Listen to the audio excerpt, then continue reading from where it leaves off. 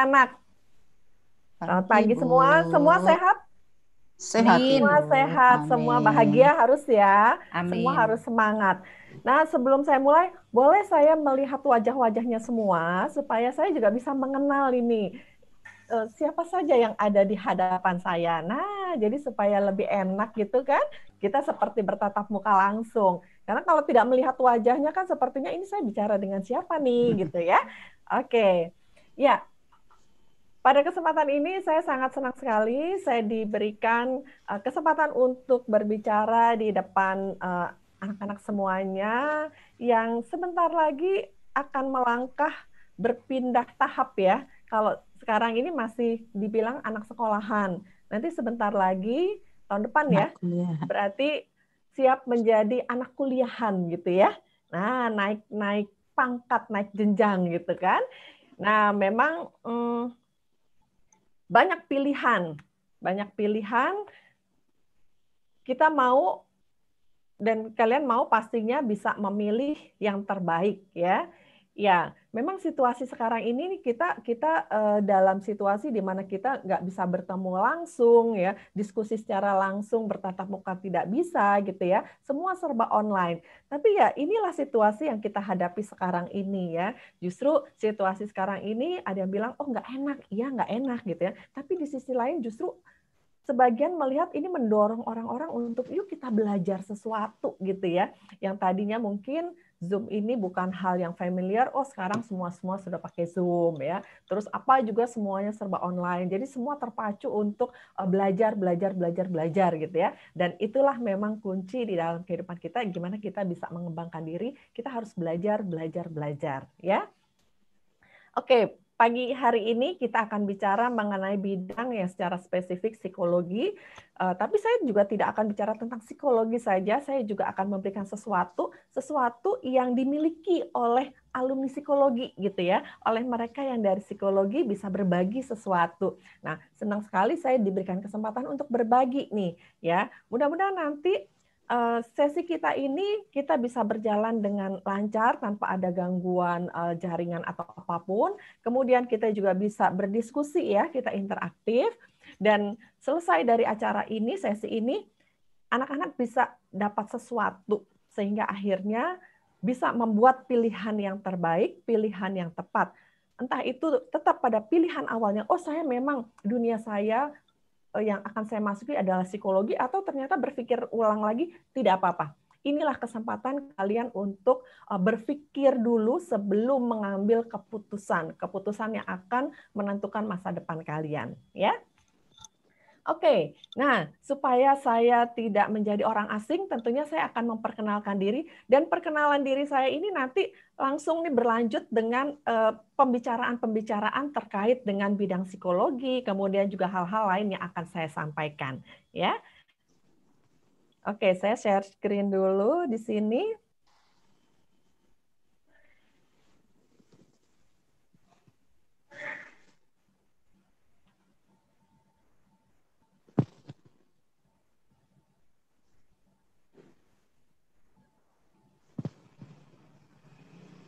Ya, sudah terlihat semua? Sudah, Ibu. Sudah ya? Baik. Ya, saya akan bicara tentang pengembangan diri dan karir ya untuk bidang psikologi khususnya. Nah, di dalamnya saya akan masukkan juga tentang diri saya ya, tentang siapa saya dan kenapa memilih jurusan itu, kemudian juga nanti terkait dengan pekerjaan, pengalaman kerja saya seperti apa dan bagaimana itu bisa menjadi saya bisa mencapai hal itu, kemudian juga hal-hal lain yang terkait dengan pengembangan diri dan karir ya. Nah, saya tidak secara spesifik bicara, oh ini loh tentang diri saya, tetapi saya akan padukan dengan semuanya, supaya dengan apa yang saya jalani, anak-anak khususnya bisa mendapatkan sesuatu di balik itu. Ya, ya. Sekali lagi perkenalkan, saya Ani, lengkapnya Ani Wijaya. Ya, latar belakang saya dari psikologi, kemudian saya melanjutkan ke tingkat master untuk bidang manajemen, ya untuk marketing internasional. Nah, saya sendiri sekarang ini, ya sebelum nanti cerita di tengah-tengahnya ya, sekarang ini saya sebagai trainer dan sebagai konsultan. Ya, nah tentang keluarga, saya punya dua anak ya. Satu anak saya yang nomor 1 itu lulusan, nah ini sama dengan saya, Fakultas Psikologi dari UI, dan sekarang sedang melanjutkan ke Sekolah Tinggi Teologi. Nah, kemudian yang kedua, ini juga lulusan UI dari Fakultas Kedokteran UI, sekarang sudah menjadi dokter dan sedang internship di Maumere. Nah, itu sekilas mengenai keluarga. Oh ya, kalau suami saya ya itu juga seorang trainer dan konsultan. Nah, saya akan bicara tentang diri saya sekaligus bagaimana pengembangan diri dan karir yang nantinya bisa menjadi bahan masukan dan juga bisa menjadi dasar pertimbangan buat anak-anak semuanya di dalam memilih karir dan untuk mengembangkan diri. Ya. Nah, ini tadi yang saya katakan ya. Saya kuliah di Fakultas Psikologi UI, ini angkatannya angkatan jadul bener kali ya, angkatan lama gitu ya. Nah, dari Fakultas Psikologi, oh ya, dulu Fakultas Psikologi itu begitu selesai itu langsung jadi psikolog ya. Kalau sekarang kan programnya berbeda. Nanti saya juga akan jelaskan tentang program psikologi yang sekarang ini ya. Nah, saya kuliah dulu memang programnya 5,5 tahun. 5,5 tahun itu saya lulus langsung menjadi seorang psikolog ya. Jadi program psikologi dulu itu sampai dengan profesi. Nah, kemudian saya sempat bekerja kira-kira 1 tahun sebelum akhirnya saya melanjutkan untuk mengambil Magister Manajemen di UI juga ya. Jadi gelar saya 2 ya, psikolog, dokter Anda psikologi, psikolog, kemudian MM, Magister Manajemen ya. Nah, di dalam bekerja dua-duanya pastinya dipakai. Nah, kalau saya cerita tentang psikologi ya, ini saya cerita tentang pengalaman saya. Nah, nantinya ini juga nanti buat anak-anak juga jadi hal yang bisa untuk bahan refleksi ya. Nah, waktu awal ditanya nih, kenapa sih pilih psikologi? Tadinya saya juga nggak tahu gitu ya. Apa sih kenapa saya pilih psikologi? Karena zaman dulu beda ya dengan zaman sekarang yang akses informasinya begitu banyak. Kita bisa dapat informasi dari mana saja ya. Nah, tapi satu hal kalau ditanya kenapa sih kamu pilih psikologi? Nah, itu waktu saya ditanya begitu, kenapa kamu pilih psikologi? Saya nggak tahu secara spesifik apa, tapi saya cuma tahu gini, saya ingin belajar tentang orang, saya ingin belajar tentang manusia. Udah itu aja gitu ya. Di psikologi ada apa? Saya nggak tahu gitu. Nah, pokoknya pengen belajar tentang orang, tentang manusia. Nah, itu yang jadi alasan saya kenapa pilih psikologi. Nah, nanti anak-anak juga ketika membuat pilihan ya, ditanya kenapa pilih psikologi, nanti harus ada jawabannya nih ya. Nanti kita akan diskusi di situ ya. Nah, ini cerita dulu tentang saya kenapa pilih psikologi. Nah, saya nggak tahu, pokoknya ingin belajar tentang manusia. Setelah masuk psikologi, baru saya tahu, oh ternyata psikologi itu memang ilmu yang mempelajari tentang tingkah laku manusia. Berarti saya nggak salah pilih nih. Saya masuk ke bidang yang memang saya pingin ya belajar tentang manusia. Dan ini kata seorang psikolog ya, Dr. Singgih Gunarsa, psikologi itu memang ilmu yang mempelajari tingkah laku manusia. Nah, tingkah laku manusia baik sebagai individu maupun dalam hubungannya dengan lingkungannya. Jadi bukan cuma manusia sendiri itu saja ya atau tingkah laku manusia secara individualnya, tetapi juga dalam hubungannya dengan lingkungannya, dalam hubungannya dengan orang lain ya. Kenapa manusia itu berperilaku seperti ini? Kenapa kok dia ketika berhadapan dengan orang lain kok begitu gitu ya. Jadi ini tingkah laku manusia secara umum. Nah, kemudian dikatakan juga, psikologi itu mempelajari tingkah laku manusia, tingkah laku yang apa? Tingkah laku yang kelihatan maupun tidak kelihatan. Jadi kan kadang-kadang kita melihat orang gini, ada orang yang katakanlah kalau bicara tuh negatif semua isinya. Ya, mungkin ada ya di antara anak-anak gitu punya temen ya, kalau ngomong tuh isinya negatif terus. Kok bisa ya kayak gitu ya? Atau dia kalau bicara ketus, atau kok dia orangnya kasar gitu ya. Nah, itu kan yang kelihatan ya. Nah, yang nggak kelihatan itu ternyata jauh lebih banyak di dalam diri seseorang gitu ya. Jadi perilaku yang kelihatan itu dibilang cuma 10%. Yang 90% itu justru yang nggak kelihatan gitu loh. Ada di situ didasarkan pada motifnya dia, kemudian ada lagi konsep diri. Kenapa sih kok ada orang yang kalau disuruh maju nggak pernah mau gitu ya. Ternyata di balik semuanya itu banyak hal yang tersembunyi yang kita nggak tahu, hanya orang itu yang tahu, atau bahkan orang itu sendiri nggak tahu gitu ya, kenapa dia begitu. Nah itu dipelajari di psikologi.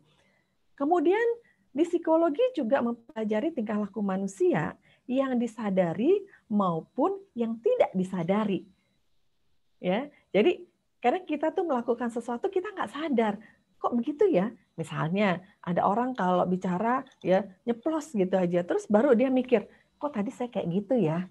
Nah, itu semua dipelajari di psikologi gitu loh. Nah, ini sangat menariknya bidang psikologi buat saya gitu ya. Sehingga ketika saya masuk ke psikologi, saya seperti menemukan, iya ini loh yang saya cari dan saya bisa menikmati gitu ya. Nah, itu di psikologi. Nah, sekarang ini program pendidikan di psikologi ya itu terbagi ya, ada program sarjana dan pasca sarjana. Nah, program sarjana ini lulus ya, itu gelarnya sarjana psikologi. Jadi studinya itu 4 tahun, maksimal 6 tahun ya. Nah, saya bicara ini karena saya alumni UI ya, saya bicara secara spesifiknya di UI, tapi di kampus lain kira-kira juga sama ya. Jadi psikologi itu S1 ya, gelarnya sarjana psikologi. Nah, kalau di UI ada reguler, ada paralel, ada internasional. Kalau internasional itu 2 tahun di UI, nanti 2 tahun dia di luar, ya, di University of Queensland. Nah, sarjana psikologi, ya, setelah dia lulus jadi sarjana psikologi, bisa nggak dia kerja? Bisa, ya, tapi dia belum mengantongi gelar psikolog. Dia baru sarjana psikologi. Istilahnya ini baru teorinya lah gitu ya. Jadi dikatakan kompetensinya dia bisa merancang beragam intervensi non-klinis berdasarkan kajian ilmiah dan prinsip perubahan perilaku. Ya, nah jadi baik perilaku secara individu, kelompok ataupun organisasi. Ya, nah jadi sarjana psikologi pun sudah bisa kalau misalnya kerja bisa. Ya, bidangnya juga macam-macam ya yang terkait dengan perilaku manusia. Nah, setelah lulus jadi sarjana psikologi, ini kan belum ada embel-embel psikolognya ya. Sepertinya belum lengkap kalau belum ada psikolog gitu ya, belum jadi psikolog. Nah, ini ada ya, ini programnya memang program S2 ya, program magister profesi. Nah, ini kegiatan belajarnya 4 semester. Kalau program magister profesi, ini memang khusus untuk sarjana psikologi. Jadi, setelah lulus sarjana atau S1 tadi, ya, kemudian masuk ke magister profesi. Nah, ini ada jurusannya. Ada bidang industri organisasi, ada psikologi pendidikan, ada psikologi klinis anak, ada psikologi klinis dewasa. Ya, nah itu mulai penjurusan spesifik, ya. Nah, kemudian ada lagi namanya program magister terapan.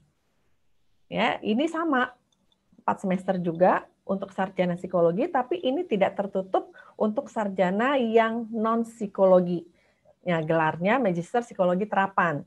Ya, nah khusus untuk sarjana psikologi karena sudah punya basic, ini 4 semester. Dan sedangkan untuk yang non psikologi, nah itu ada program matrikulasi di awal itu 1 semester. Jadi membekali para mahasiswa baru ya dalam hal ini sarjana non psikologi dengan ilmu dasar psikologi sehingga bisa nantinya mengikuti program magister terapan ini. Nah, kemudian ada juga program magister sains psikologi. Ya, ini kegiatan belajar 4 semester ditambah 1 semester kuliah matrikulasi sama seperti yang terapan tadi ya. Nah, itu mengenai program pendidikan di psikologi ya yang saya jalani yang agak berbeda ya dibandingkan yang sekarang, tapi ini kondisi yang sekarang seperti ini ya. Nah, kalau sudah lulus ya jadi psikolog ya, peluang kerjanya apa? Peluang kerjanya banyak loh kalau psikologi ya. Mau jadi konsultan bisa, konselor ya. Kemudian jadi tenaga pendidik bidang akademisi bisa ya. Bekerja di perusahaan bisa. Bekerja di perusahaan bidangnya juga macam-macam. Bisa di bidang sumber daya manusia, bidang pemasaran, penjualan, ya, kemudian bidang terkait dengan promosi, iklan, atau bidang apapun. Karena memang di psikologi ini kita belajar banyak sekali gitu loh. Jadi tidak secara spesifik, oh kita belajar manusia, kemudian nanti kita pekerjaannya hanya menjadi konselor atau memberikan konseling saja. Tidak. Kita belajar ilmu macam-macam. Misalnya ada kuliah tentang metode interview gitu ya. Nah, kita nanti kan bisa interview siapapun gitu ya. Kemudian ada riset, ya kita belajar tentang hal itu gitu ya. Nah, kemudian juga belajar tentang pokoknya macam-macam sekali ya.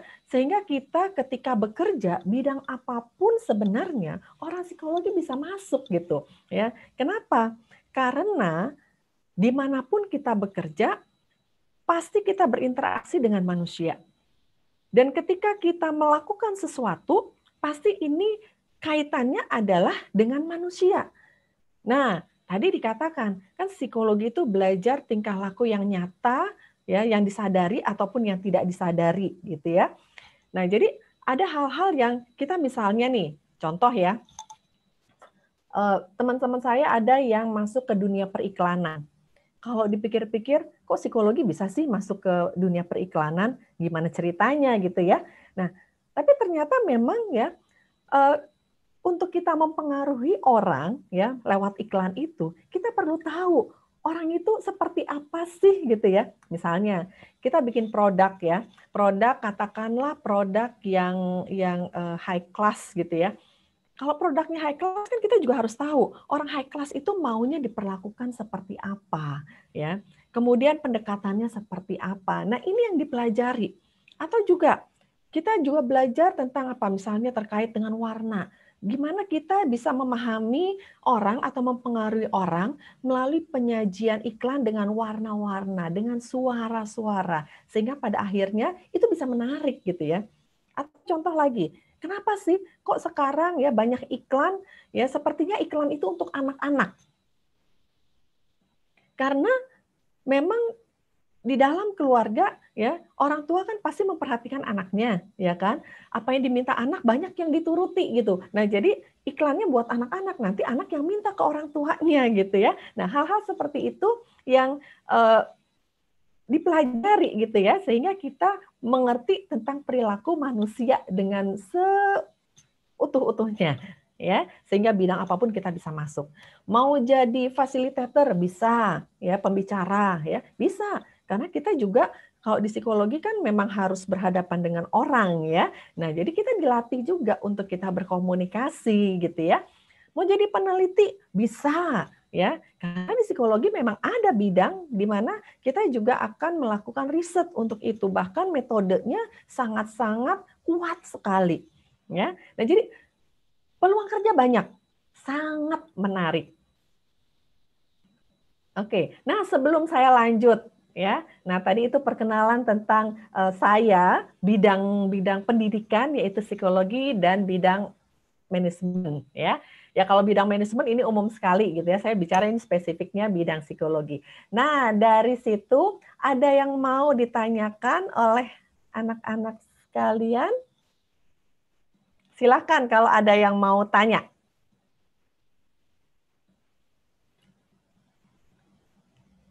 Atau saya yang tanya nih ya. Yang di sini kan bidang psikologi ya pilihannya ya. Nah, tadi seperti saya tadi pertanyaan untuk diri saya. Kenapa sih kok mau masuk psikologi? Kenapa mau pilih psikologi? Silakan, ada yang bisa langsung menjawab? Silakan, atau di chat boleh. Tapi lebih baik menjawab langsung. Yuk, siapa yang mau menjawab? Ada? Kalau tidak, saya panggil nih satu-satu nih. Boleh ya, Bu, ya, dipanggil ya. Gimana Silakan nih? Ibu, silakan. Ya, ada yang mau memberikan jawabannya kenapa sih kok tertarik dengan psikologi? Siapa nih? Samantha, Samantha, gimana Samantha? Ya, aku pengen masuk psikologi karena itu pengen belajar tentang manusia. Karena jadi yang kayak tingkah lakunya, terus, dan ya kayak gitu-gitu deh. Oke. Oke, terima kasih. Ayo, ada lagi siapa? Kenapa sih tertarik psikologi? Siapa nih? Amarisa. Amarisa Livia. Yuk, silakan. Ya aku juga sama. Aku mau masuk psikologi karena ingin mempelajari lebih dalam tentang manusia gitu, tentang sifat-sifatnya. Terus kayak ya. Terus ya gitu, Bu. Oke. Baik. Ada jawaban yang berbeda. Kenapa masuk psikologi? Kenapa memilih psikologi?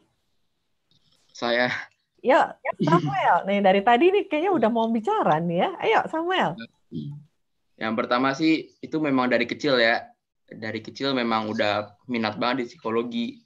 Udah sering dengar seminar online tentang psikologi. Habis itu yang kedua itu saya dapat gambaran dari itu sih keluarga saya. Ada yang lulusan psikologi itu sekarang udah jadi psikolog itu. Jadi pengen aja gitu. Oke. Ya. Ada lagi Samuel? Udah itu aja kok. Oke, terima kasih. Yuk, siapa lagi? Kenapa pilih psikologi? Memangnya mau jadi apa sih nantinya? Kan gitu ya? Nah,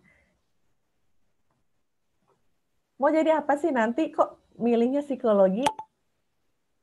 Siapa nih? Vinola, Vinola, mana Vinola? Ya, Bu. Ya, gimana Vinola? Mau jadi apa sih? Kok milihnya psikologi? Mau jadi apa ya? Belum kepikiran sampai sana sih. Oh, belum kepikiran. Oke, tapi kenapa pilihnya psikologi? Tertarik ke psikologi? Sama juga tertarik buat ngelihat sisi orang yang nggak bisa lihat pakai mata gitu. Oke.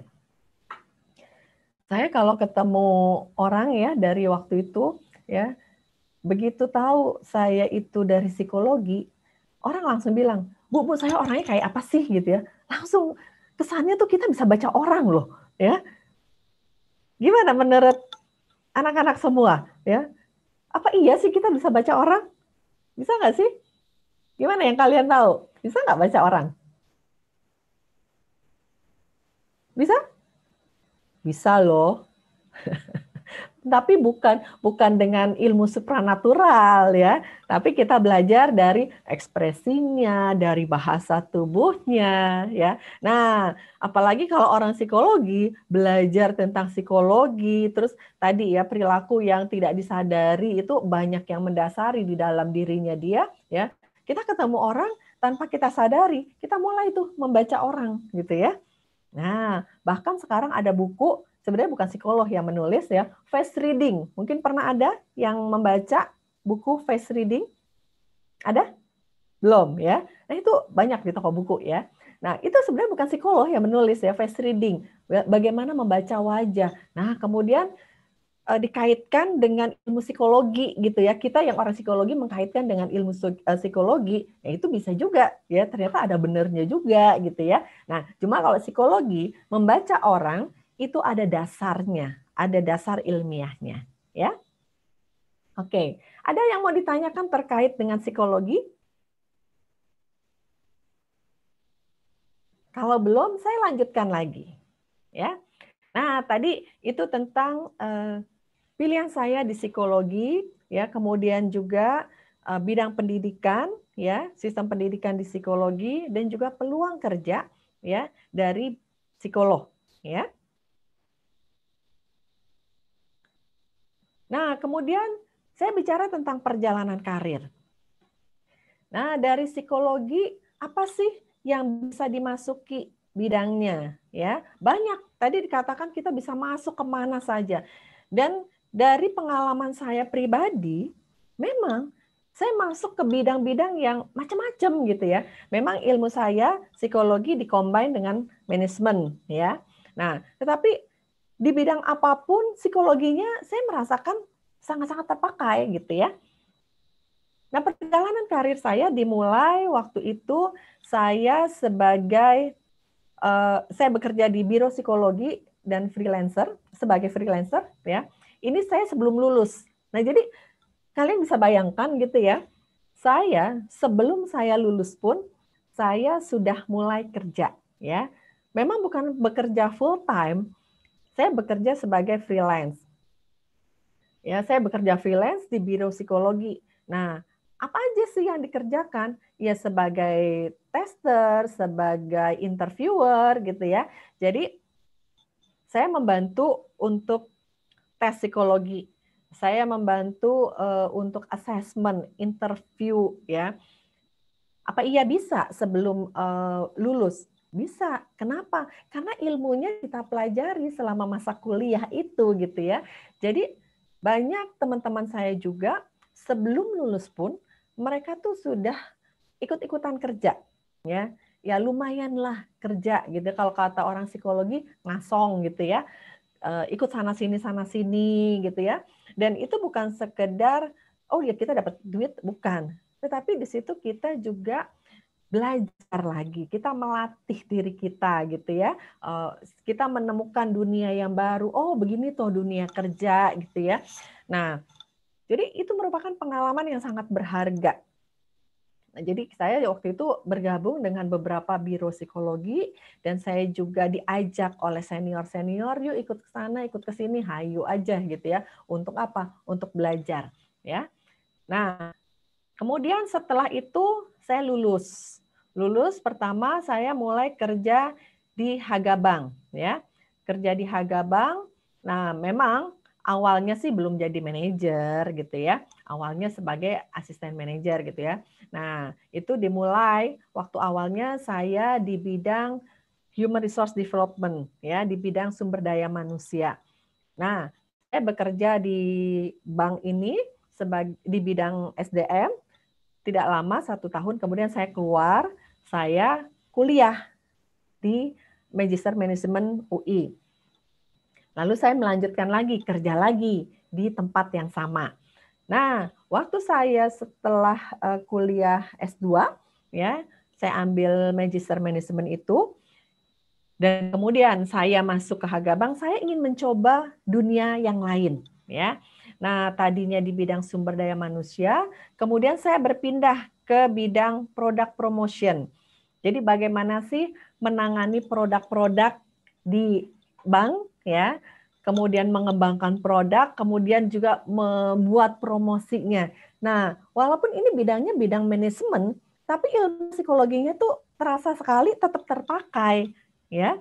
Nah, saya di product promotion, saya juga di service quality control. Nah, service quality control itu apa?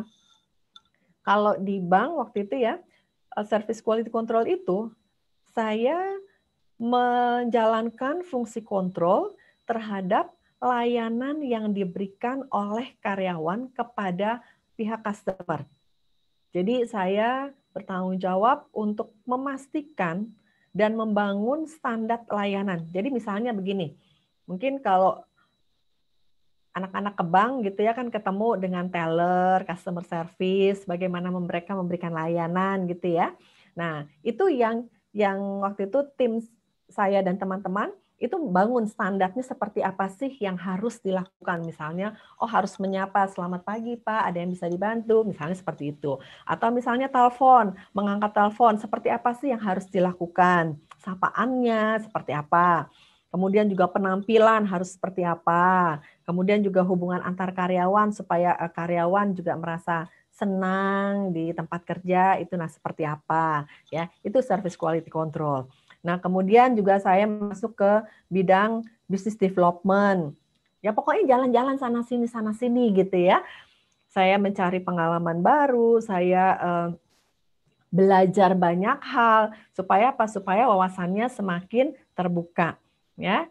Nah, ya tadi ya human resource juga saya masukin. Nah, itu saya sekian tahun di Hagabang, ya.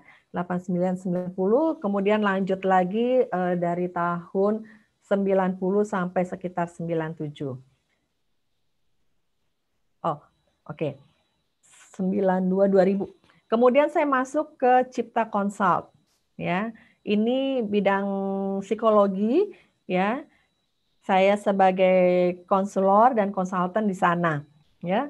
Di sana ini memang kita khusus bidang yang menangani manusia secara langsung, dan konsultasi pun saya konsultasi karyawan, ya, karyawan atau konsultasi orang-orang di dalam perusahaan, ya, terkait dengan pengembangan karir, kemudian bagaimana dia di tempat kerja, ya. Saya tidak lama di sini, kemudian saya berpindah lagi, ya. Ini jalan-jalan nih ceritanya saya, ya. Saya berpindah ke Novel. Nah, Novel ini, Novel Pharmaceutical Laboratories ini perusahaan farmasi. Di sana saya menangani human resource development, ya. Saya di sana menangani human resource management itu dari tahun 2001 sampai 2007, ya. Nah, jadi semua hal yang terkait dengan sumber daya manusia itu saya yang menangani. Itu tadinya belum ada sistem, ya. Begitu saya masuk, saya dikasih tugasnya membangun sistem secara keseluruhan gitu ya, mulai dari penerimaan karyawan, kemudian harus mengelola karyawan, bagaimana membuat karyawan termotivasi, termasuk juga menangani kalau ada karyawan bermasalah atau ada ribut-ribut, ya, atau misalnya manajemen ingin membuat satu kebijakan baru. Ini kayaknya nih susah nih diterima sama karyawan. Nah, bagaimana kita melakukan pendekatan kepada karyawan? Bagaimana kita membangun hubungan baik? Bagaimana kita bisa membangun suasana kerja menyenangkan? Bagaimana kita bisa mendorong karyawan itu untuk terus termotivasi bekerja dan pada akhirnya bekerja dengan optimal, ya. Nah, ini bidang human resource management, ya. Iya, di samping juga saya menangani masalah-masalah pribadi dari setiap karyawannya, ya. Nah, kadang-kadang orang bilang gini, oh kalau bagian HR tuh di perusahaan ini kayak polisinya perusahaan. Sebenarnya tidak, ya. Bagian HR itu justru ini menjadi perantara antara manajemen dengan karyawan. Jadi peranannya besar sekali. Kalau manajemennya kaku gitu ya, aturannya saklek, harus begini, harus begitu, karyawan kan nggak nyaman. Nah, bagaimana seorang human resource, ya, dalam hal ini human resource manager, untuk membuat satu suasana kerja yang tetap bisa nyaman. Dalam artian, kita memahami, ini loh maunya manajemen. Tapi bagaimana kita menyampaikannya kepada karyawan, sehingga karyawan bisa menerima dan akhirnya tetap suasana kerjanya terbangun dengan baik, dengan nyaman. Nah, ini tantangan, ya. Dan memang kalau bekerja di human resource management, ya, kita tuh pasti dikenal banyak orang. Semua karyawan pasti kenal kita. Kalau manajer bagian tertentu, yang kenal cuma bagiannya saja. Tapi kalau bagian human resource, ya, itu dikenal oleh semua karyawan. Jadi kalau saya suka bilang gini, kalau masuk ke bagian human resource, ya, kita belajar jadi selebriti. Karena apa? Dikenal banyak orang, ya. Nah, tapi kalau kita melakukan kesalahan kecil aja, orang juga pasti tahu, ya. Dan orang langsung memblow up, gitu ya. Nah, jadi kayaknya dituntutnya kalau orang human resource itu istilahnya gini, kamu yang bikin aturan, kamu dong yang ngejalanin duluan, ya. Nah, jadi di satu sisi, ya, ada apa ya, beban, tapi di sisi lain itulah proses belajar, tantangan. Kalau saya melihatnya bukan beban, tantangan. Bagaimana kita menjadi lebih baik. Kalau di kantor, ya, di bagian human resource nih ya, karyawan lain boleh marah, Tapi kita harus sabar. Karena kalau bagian human resource marah, oh langsung tersebar beritanya. Iya tuh bagian HR kerjanya marah gitu. Padahal marahnya cuma sekali. Nah inilah tantangan ya. Tapi itu hal yang menarik. Karena apa? Kita berinteraksi dengan semua orang. Ya. Ilmu psikologinya terpakai? Sangat-sangat terpakai di situ. Ya. Nah setelah dari novel ini, kemudian saya berpindah lagi. Ya, berpindah ke Royal Doulton. Ini perusahaan asing ya, Inggris ya. Nah, di sini saya jenjang karir saya meningkat ya, mencari sesuatu yang kalau pindah kerja ya, cari sesuatu yang lebih baik. Nah, ini catatan juga nih ya, nanti buat anak-anak semuanya ya. Kalau kalian nanti sudah bekerja, jangan pindah kerja cuma karena atasannya nggak enak, suasananya nggak enak ya. Tapi kalau pindah kerja harus ada sesuatu yang lebih, ya, yang lebih. Entah posisinya harus naik kah? Ya gaji juga carinya pasti yang lebih dong ya. Kalau pindah jangan lebih rendah gitu, enggak. Yang lebih baik, ya. Lebih baik apa? Untuk pengembangan diri terutama, ya. Jangan cuma lihat gaji, ya. Cari yang bisa di mana kita mengembangkan diri. Kita kerja bukan cuma sekedar kerja. Tetapi kita kerja juga harus bahagia di tempat kerja. Ya, kalau kita nggak bahagia di tempat kerja, nah kasihan sekali gitu ya. Nah, jadi saya berpindah untuk mendapatkan posisi yang lebih baik. Ya. Nah di sini saya menangani human resource, ya HR, GA General Affairs dan HSE. HSE itu health safety environment, ya healthy safety environment. Jadi menangani kesehatan dan keselamatan kerja. Nah, jadi ini bidangnya macam-macam ya. Karena posisinya makin tinggi, berarti bidang kerja yang ditangani pun makin tinggi, makin banyak ya. Nah, tadinya saya nggak tahu nih HS itu apa sih, healthy and safety environment apa sih. Tapi karena diberikan tanggung jawab, ya mau tidak mau kita terpacu harus belajar. Tidak ada kata berhenti belajar. Ya, jadi setinggi apapun orang bekerja, sesenior apapun usia orang itu, tapi tidak ada kata berhenti untuk belajar. Kalau mau berkembang, kalau mau kehidupannya lebih baik. Nah, jadi saya masuk ke bidang yang tadinya saya juga nggak tahu ini bidang apa, ya. Ya tahu sih, dengar-dengar sedikit karena waktu di perusahaan yang sebelumnya pun ya bidang ini ada. Bidang ini ada. Tapi ini kan bidangnya berbeda. Pasti penanganannya pun berbeda. Ya. Jadi bidang apapun tidak apa-apa kita masuki, ya. Kalau dilihat-lihat bagian HSE terkait nggak dengan psikologi? Tidak. Bagian General Affairs terkait nggak dengan psikologi? Tidak. Jadi ketika kita bekerja tidak selalu kita bekerja di bidang yang sesuai dengan latar belakang pendidikan kita. Tetapi semua yang kita dapatkan sebelumnya itulah menjadi pengalaman menambah nilai diri kita. Nah, saya masuk di situ sebagai Director HR, GA, dan HSE. Ya. Di sini saya 2 tahun. Nah, kemudian akhirnya saya memutuskan untuk mengakhiri, ya, memensiunkan diri sendiri. Ya, saya beralih profesi. Saya beralih profesi sebagai trainer, konsultan, konselor, coach, ya, sesuai dengan latar belakang saya. Saya punya latar belakang psikologi. Saya punya pengalaman kerja di bidang yang macam-macam. Nah, akhirnya saya memutuskan inilah saatnya saya mau berbagi. Nah, akhirnya saya memutuskan untuk full sebagai trainer, konsultan, konselor, dan coach. Sampai sekarang inilah yang saya jalani. Ya. Nah, selain bekerja di perusahaan formal, ya, saya pun menjadi pembicara untuk topik-topik yang terkait dengan psikologi. Topik apa saja? pendidikan, dengan pasangan suami istri, kemudian remaja, ya, pengembangan diri, di lingkungan apa aja.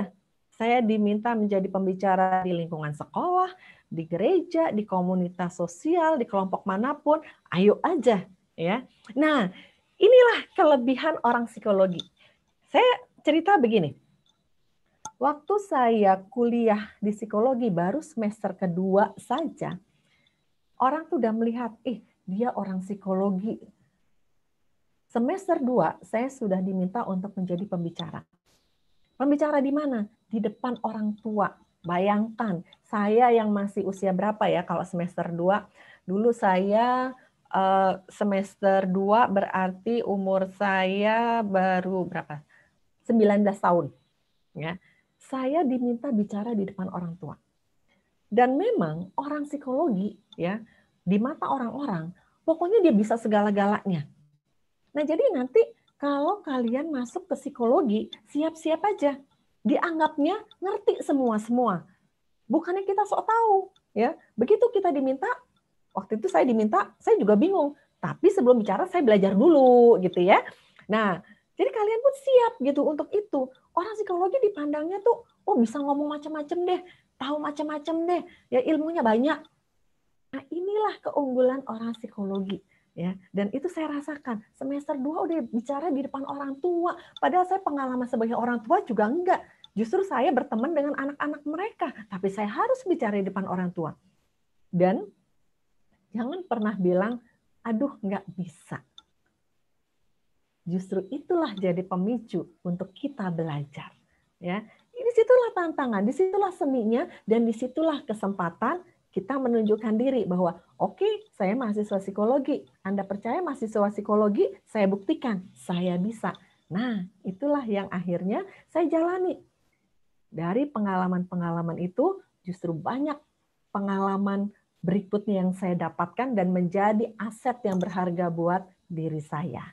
Ya, nah itulah perjalanan karir saya di bidang macam-macam. Ya, baik di bidang human resource atau human capital, menangani rekrutmen, ya, rekrutmen itu mencari karyawan baru, menangani orang-orang, people management, ya, terkait dengan cutinya, lemburnya, kemudian terkait dengan masalahnya, kedisiplinannya, ya, pokoknya semua terkait dengan karyawan.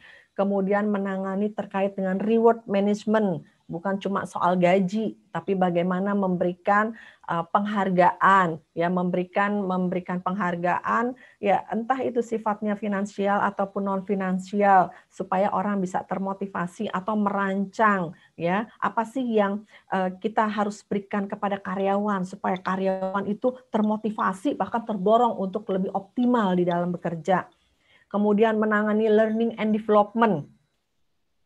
Bagaimana membuat program, ya, program pelatihan dan pengembangan karyawan supaya karyawan tuh nggak stuck di situ aja ilmunya. Memang idealnya setiap orang harus punya kemauan belajar sendiri, ya kan? Tapi faktanya di perusahaan, apakah orang belajar sendiri? Kadang-kadang nggak pernah lagi belajar. Nah, disinilah pentingnya learning and development management, menyediakan program-program pelatihan dan pengembangan. Bahkan kadang-kadang kita sendiri, saya sendiri yang menjadi trainernya, saya menjadi instrukturnya, saya buat program, saya juga yang harus mendeliver program tersebut. Kemudian juga menangani performance management. Jadi karyawan kerja bukan kerja gitu-gitu aja, tapi juga ada penilaiannya. Ya, kalau yang kerjanya bagus, iya nanti kaitannya dengan reward, ya kan? Dia akan mendapatkan reward yang lebih baik. Kalau dia kerjanya bagus, selain rewardnya bagus, jenjang karirnya pun juga terbuka. Sebaliknya, kalau karyawan kerjanya jelek, kerjanya pas-pasan, tenggo, ya, langsung pulang gitu ya, tenggo, ya, pokoknya nggak boleh telat pulangnya, datang telat, pulang nggak boleh telat gitu, katanya dosa cukup sekali gitu ya. Nah, ini kalau kerjanya pas-pasan, ya rewardnya juga pas-pasan. karirnya gimana? Ya jangan berharap karirnya berkembang, ya. Nah, itu performance management, talent management, ya bagaimana mengelola karyawan-karyawan yang tadi yang berprestasi, yang talent kita kembangkan, ya, sehingga nantinya dia tahu, oh kalau saya kerja baik, saya punya peluang nih untuk meningkat. Kemana nih jenjang karir saya? Ya, saya jadi apa? Kapan? Nah, itu talent management. Kemudian organization development, bagaimana mengembangkan organisasi secara keseluruhan, misalnya membuat restrukturisasi, reorganisasi, ya, sehingga ini organisasinya menjadi organisasi yang terus berkembang, ya, dan menjadi organisasi yang mengikuti perkembangan zaman dan juga bisa kondusif untuk karyawan menunjukkan kinerja yang optimal, ya. Nah, ini bidang human resource atau human capital. Nah, kalau bidang human non resource yang saya jalani ya di marketing, ya seperti tadi saya jelaskan, di business development, di product promotion, service quality management. Nah, jadi semua bidang ya dicoba dan itu dinikmati gitu. Baik. Nah, sebelum saya lanjut, mungkin ada yang mau ditanyakan, ada yang jadi penasaran tentang bidang psikologi dan dunia kerjanya? Silahkan. Ada?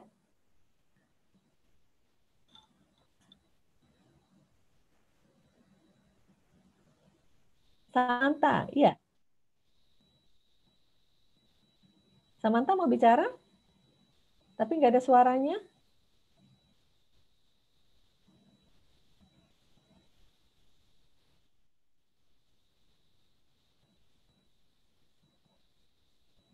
Silakan. Ada? Ada yang mau bicara? Ada yang mau bertanya? Ada yang tumbuh keingintahuan terkait dengan bidang kerja atau karir terkait dengan psikologi? Silakan. Samantha, tadi mau bicara Samantha? Ada? Nggak jadi, Bu. Oh, nggak jadi. Ya, siapa yang mau bicara, yang mau tanya, boleh. Patrick, mungkin ada Patrick mau menyampaikan, mau bertanya? Silakan. Belum ada? Tania, mungkin ada Tania?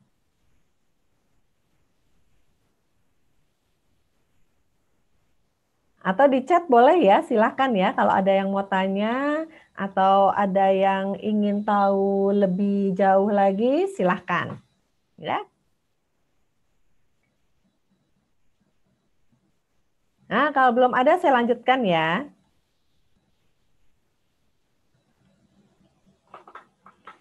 Ya, jadi memang pengalaman di bidang human resource atau sekarang sering disebut human capital dan juga bidang non-human resource ya. Nah, ini memang psikologinya ada, tapi basic manajemennya ini agak berbeda ya.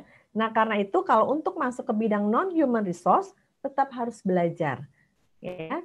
Di bidang human resource pun ini ada hal-hal yang mungkin waktu kuliah kita nggak dapat sepenuhnya. Ya, tidak ada kata lain, belajar ya. Nah, added value-nya orang psikologi itu lebih memahami tentang human behavior ya. Jadi orang psikologi memang tahu tentang perilaku manusia. Kenapa dia begini, kenapa dia begitu, terus harus digimanakan nih orang yang seperti ini. Nah, inilah added value-nya dari psikologi untuk masuk ke bidang apapun ya, itu bisa. Nah, kalau saat ini tadi seperti saya jelaskan juga tadi, saya sebagai trainer ya untuk bidang human resource dan juga topik people development. Apapun lah topiknya ya terkait dengan pengembangan soft skill.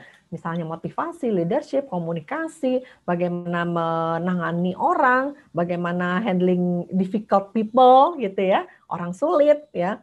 Terus bagaimana membangun kerjasama, konflik, coaching, konseling, itu macam-macam ya. selain tadi topik-topik yang lainnya di luar organisasi formal atau di luar perusahaan, ya. Jadi ya saya diminta untuk pembicara apapun topiknya, ya. Dan itulah keunggulan orang psikologi, bisa membahas apapun karena kita bicara tentang manusia. Ya. Nah, apalagi nanti dengan pengalaman bertambah, jam terbang kalian bertambah, itu akan semakin banyak lagi topik yang bisa kalian sampaikan, ya. Nah, ini perjalanan, kalau bicara perjalanan karir, ya, saya sangat senang, ya, dan saya berpegang juga pada istilah ini, learn to earn, ya, learn to earn. Nah, apa sih learn to earn itu, ya?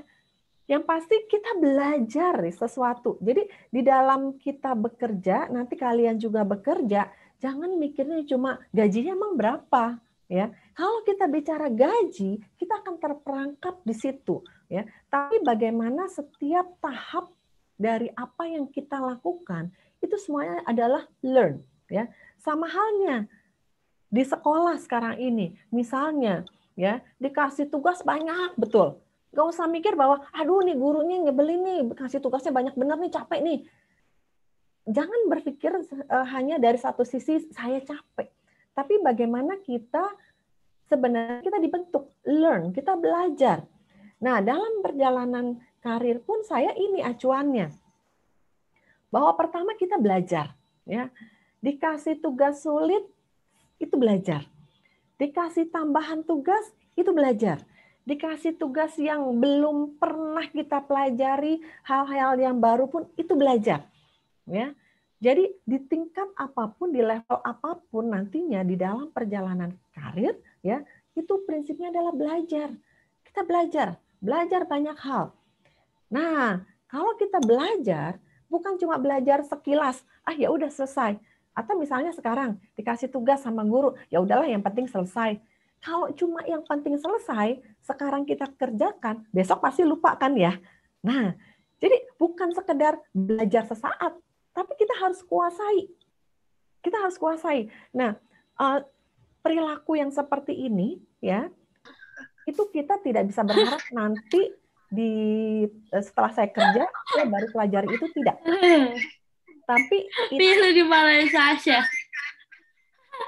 Tapi itu harus kita mulai, ya, dari sekarang, ya. Jadi selama masa sekolah ini sebenarnya masa pembentukan, ya. Kita belajar, ya, apapun yang teman-teman hadapi itu pelajari dan kuasai. Nah, kalau kita sudah belajar, kita sudah kuasai, jangan cuma berhenti sampai di situ. Tapi apa yang harus dilakukan? Kembangkan. Karena apa? Ilmu itu tidak stuck, ya, tidak berhenti di satu titik. Tapi ilmu akan terus berkembang, betul nggak? Ya, ilmu akan terus berkembang. Kalau kita menguasai yang sekarang, bukan berarti kalau kita pintar sekarang, kita pintar seterusnya. Tidak. Kalau di antara, saya yakin nih semuanya nih anak-anak pintar ya Bu ya. Sekarang pintar. Di sekolah pintar. Jangan berpikir, saya pintar nih sekarang, seterusnya saya pintar. Tunggu dulu. Saya anak pintar di sekolah, pasti saya jadi orang sukses. Tunggu dulu. Banyak orang pintar, dia belum tentu sukses. Saya nggak nakut-nakutin ya. Tapi artinya begini, kita harus membuka diri kita, membuka wawasan kita. Ya, pintar sekarang ini, apakah kepintaran sekarang ini berlaku untuk seterusnya selamanya? Belum tentu. Kalau anak-anak pintar sekarang ini modal. Ya, ini modal besar. Nah, modal ini harus dipakai dan dikembangkan. Jadi kepintaran sekarang ini, ya, yang di kelas juara 1 misalnya, ranking 1, belum tentu nanti menjadi, misalnya nih kerja di perusahaan menjadi orang topnya, belum tentu. Tapi modalnya sudah ada. Nah, tinggal maukah mengembangkan dirinya. Ya. Kembangkan. Buka diri. Ya. Buka diri. Terima hal-hal dari luar, masukan dari luar, terima ilmu baru. Ya, membuka diri. Bahkan kan kalau dikritik, jangan langsung bilang, dia aja kali sirik sama gua. Tunggu dulu. Kalau kita terima masukan yang negatif, kita menerima kritik, ya, terima dulu, pikirkan. Jangan langsung menilai orang, dia aja yang nggak suka sama gua tuh. Bukan. Tapi kita, apa iya ya, saya begitu ya. Kalau memang nggak benar ya sudah. Kalau memang ya juga ya saya orangnya begini, berarti saya harus berubah ya begini. Nah, nanti kalau kalian udah bekerja pun ya, buka diri di level apapun. Misalnya kalian udah jadi manajer. Udah jadi manajer, ya, masukan dari anak buah itu hal yang bagus, ya. Atau misalnya sudah menjadi direktur, atau kerjanya oke lah tidak di perusahaan, misalnya di sekolah gitu ya, menjadi kepala sekolah. Nah, masukan dari guru-guru, nah itu juga bisa jadi masukan yang berharga. Maukah kita membuka diri? Nah, itu kuncinya, ya. Nah, kalau kita sudah membuka diri, kita berdayakan diri kita. Oh iya ya, saya orangnya kurang begini. Oh berarti saya harus lebih lagi begini. Oh iya ya, saya orangnya kayaknya masih harus begini ya. Oh oke, saya coba lagi untuk lebih baik lagi. Oh saya orangnya begini ya. Oke, saya harus lebih semangat lagi misalnya. Ya, berdayakan diri. Karena di dalam diri kita ini ya dikatakan dalam diri manusia itu potensinya luar biasa besarnya. Bahkan nanti coba ya, kalian cari ini buku. Ada buku judulnya Awakening Giant in You. Ya, membangunkan raksasa tidur di dalam diri kita. Artinya apa? Di dalam diri kita itu masih banyak hal yang belum kita gunakan. Ya, kalian sekolah, belajar, jadi pinter. Apakah berarti sudah menggunakan seluruh potensi di dalam diri? Belum. Para ahli mengatakan begini, potensi dalam diri manusia itu luar biasa besarnya. Dan baru digunakan berapa persen? Ada yang tahu? Baru digunakan antara 2-4%. Ya. Artinya apa? Banyak sekali di dalam diri kita yang masih terpendam. Apalagi ini kalau anak-anak ini masih muda-muda ya, masih banyak yang terpendam yang kalian belum tahu gitu. Jadi jangan apa-apa langsung bilang nggak bisa. Tidak. Segala sesuatu ya, ini kalau yang positif ya, coba terima dulu. Jangan langsung bilang nggak bisa. Terima dulu, pikirkan, pelajari, dicoba. Itu pembentukan, proses pembentukan itu dari sekarang ya. Jangan tunggu nanti, dari sekarang. Nah, berdayakan diri. Banyak hal yang ada dalam diri kita yang kita nggak tahu. Saya pun sampai usia sekian ya.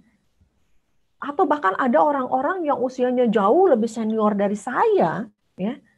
Bisa jadi dia belum tahu dirinya 100%. Memang iya. Dalam diri kita masih banyak potensi yang terpendam. Ya, berdayakan diri kita dengan apa? Yaitu tadi terima tantangan baru, mau mencoba hal-hal yang baru. Jangan pernah dengan mudah bilang tidak bisa, tidak tahu, nggak mau gitu ya. Berdayakan diri. Kalau kalian sudah menemukan sesuatu, oh iya ya, ternyata saya bisa juga ya begini ya. Nah, tingkatkan kualitasnya. Dengan cara apa? Kembali lagi, belajar satu hal yang baru, kuasai, kembangkan, buka diri, berdayakan diri, meningkat lagi kualitasnya, belajar lagi. Nah ini ya, siklus yang tidak pernah putus di dalam kehidupan. Kalau saya ya belajar dari pengalaman saya begini, saya dulu zamannya sekolah, itu bukan orang yang berani bicara, bukan orang yang pintar bicara. Ya, orang tahu, wah si An itu orangnya pendiam gitu ya. Nah, kalau sekarang ini orang-orang kaget yang udah lama gitu nggak ketemu ya, misalnya teman-teman SMP, teman SMA. Jadi satu waktu reuni saya jadi MC lah gitu ya. Terus orang-orang pada kaget, nggak salah lu sekarang bisa kayak gitu ya gitu ya. Nah, memang kalau saya lihat diri saya ini beda dengan yang dulu ya. Dulu kalem, katanya diem. Kalau ada guru tanya gini, ayo siapa yang berani nih ngerjain di depan? Saya nggak berani maju. Bahkan guru sampai nyindir. Saya tahu di sini ada nih yang bisa, cuma dianya aja nggak mau maju. Itu sampai menyindir begitu. Nanti setelah kelas selesai, saya ditegur sama guru. Kenapa kamu nggak maju tadi? Nah, saya bisa, tapi saya nggak punya keberanian untuk maju. Enggak lah. Aduh, ntar gimana ya? Aduh, malu. Saya begitu. Tapi akhirnya saya menyadari gitu loh. Kalau saya kayak gini-gini terus, saya nggak bisa berkembang kali ya. Nah, sampai satu waktu, saya pernah diminta oleh guru, tiba-tiba saya harus bicara di podium, di depan, jadi lagi upacara. Pada saat upacara, karena ada satu kejadian, saya disuruh bicara mewakili murid-murid. Persiapannya cuma 10 menit. Saya kalang kabut gitu ya. Tapi akhirnya bisa gitu. Dan dari situ saya mulai mikir, iya ya sebenarnya saya bisa kali ya. Nah, saya terus belajar. Akhirnya ya udah sekarang berani bicara. Nah, terasahnya di mana? Mulai dari yang tadi, semester 2 disuruh bicara di depan orang tua. Saya jalani walaupun dengan keringat dingin ya, nggak apa-apa. Nah, juga lewat kegiatan-kegiatan. Nah, makanya saya pesan ke anak-anak semua ini, ya, masa SMA, ya kalau sekarang kegiatan terbatas online ya. Nanti kalau udah kondisinya offline lagi semua, ya, kalian sekolah, kalian kuliah, pasti ada kegiatan ekstrakurikuler kan ya? Pasti ada. Kuliah lebih banyak lagi kali pilihannya, ya kan? Jangan cuma fokusnya belajar. Belajar tugas utama, belajar tanggung jawab utama. Tapi berkegiatan perlu? Sangat perlu. Kenapa? Karena nanti kalau kalian sudah bekerja di bidang apapun, tidak cukup hanya mengandalkan kepintaran. Ya. Istilahnya ya, IQ, ya. IQ memang diperlukan. Ya, mau masuk kerja persyaratannya IPK minimal sekian, tapi apakah itu cukup? Tidak. Ya, yang jauh lebih penting adalah istilahnya kompetensi non teknis, ya, hal-hal yang sifatnya soft skill yang kalian dapatkan dari mana? Dari berkegiatan. Ikutlah kegiatan, tapi tetap bisa mengatur waktu. Tanggung jawab utama belajar. Belajar dengan lulus dengan nilai baik harus ya, tapi jangan lupa kegiatan-kegiatan lain itu memperlengkapi ya. Jadi learn to earn, belajar dari mana aja, dari pengalaman kita, dari kegiatan-kegiatan kita, belajar dan temukan diri kita dan tingkatkan kualitas. Nah itu learn to earn. Jangan cuma mikir kalau saya ngerjain ini saya dapat apa. Kalau kita mikir seperti itu ya, kita pada akhirnya earn nothing, ya, kita nggak dapat apa-apa.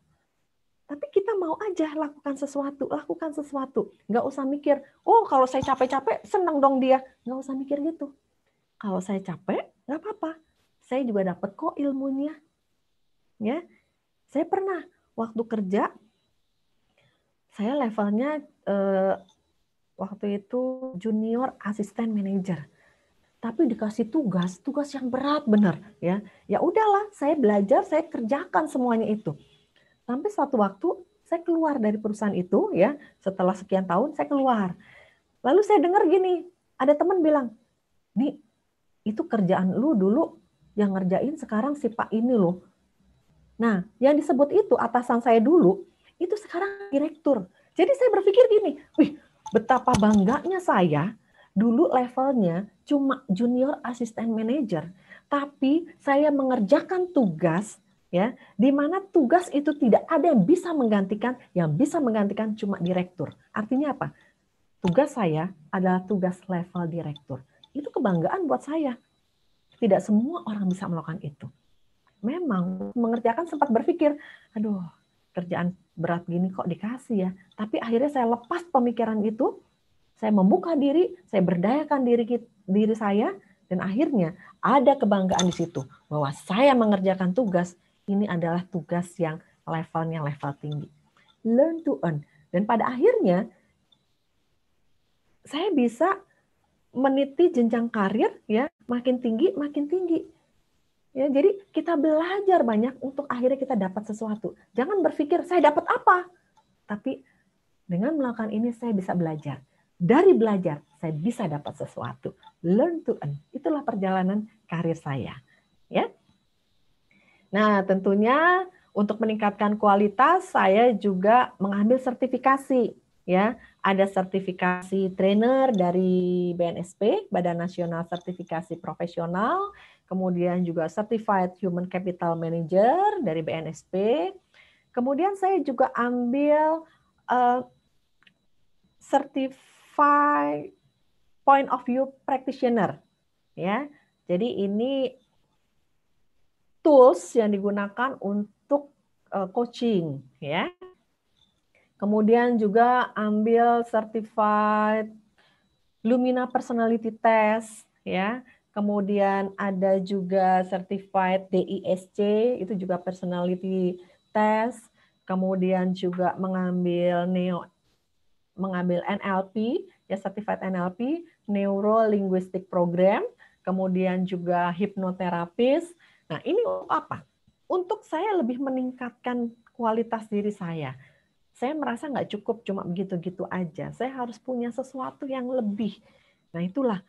Belajar tidak ada habisnya. Ya. Oke. Nah, dari sini silakan. Mungkin ada sesuatu yang ingin ditanyakan atau yang ingin berbagi cerita. Yuk, silakan.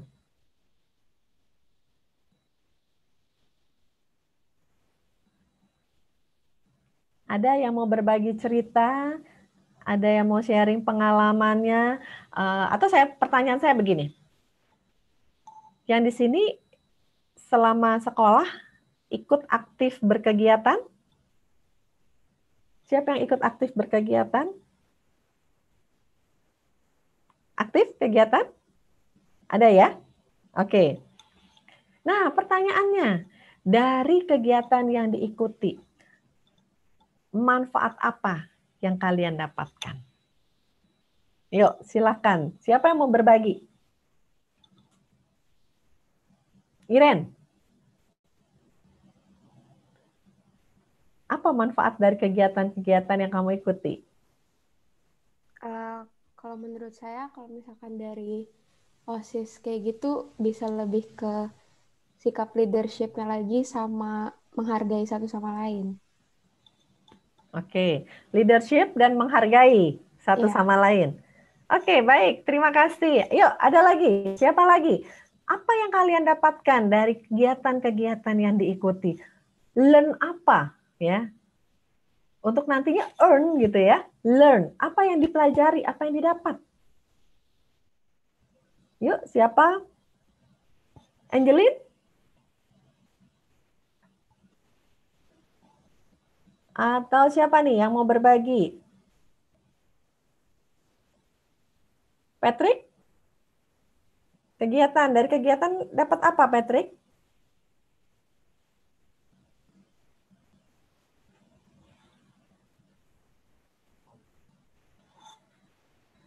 Ada, Patrick?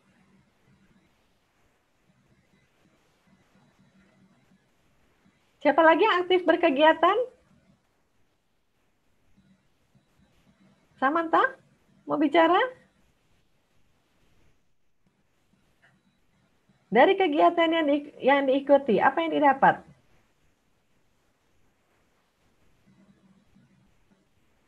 Ada, Samantha? Silakan.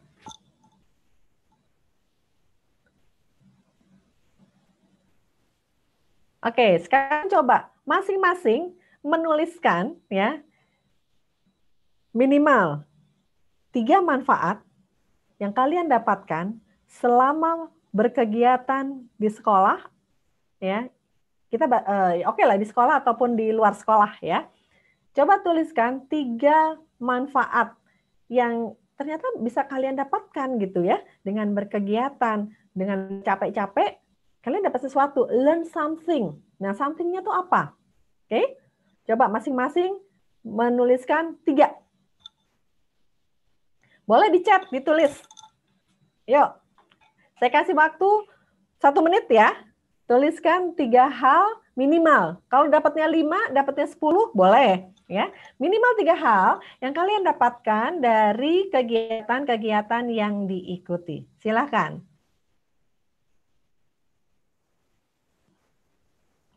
Satu menit.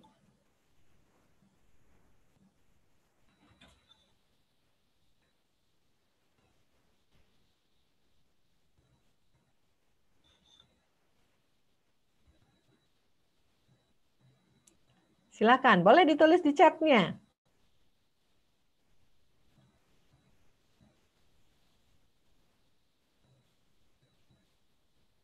Tadi Irene sudah menyampaikan 2 ya.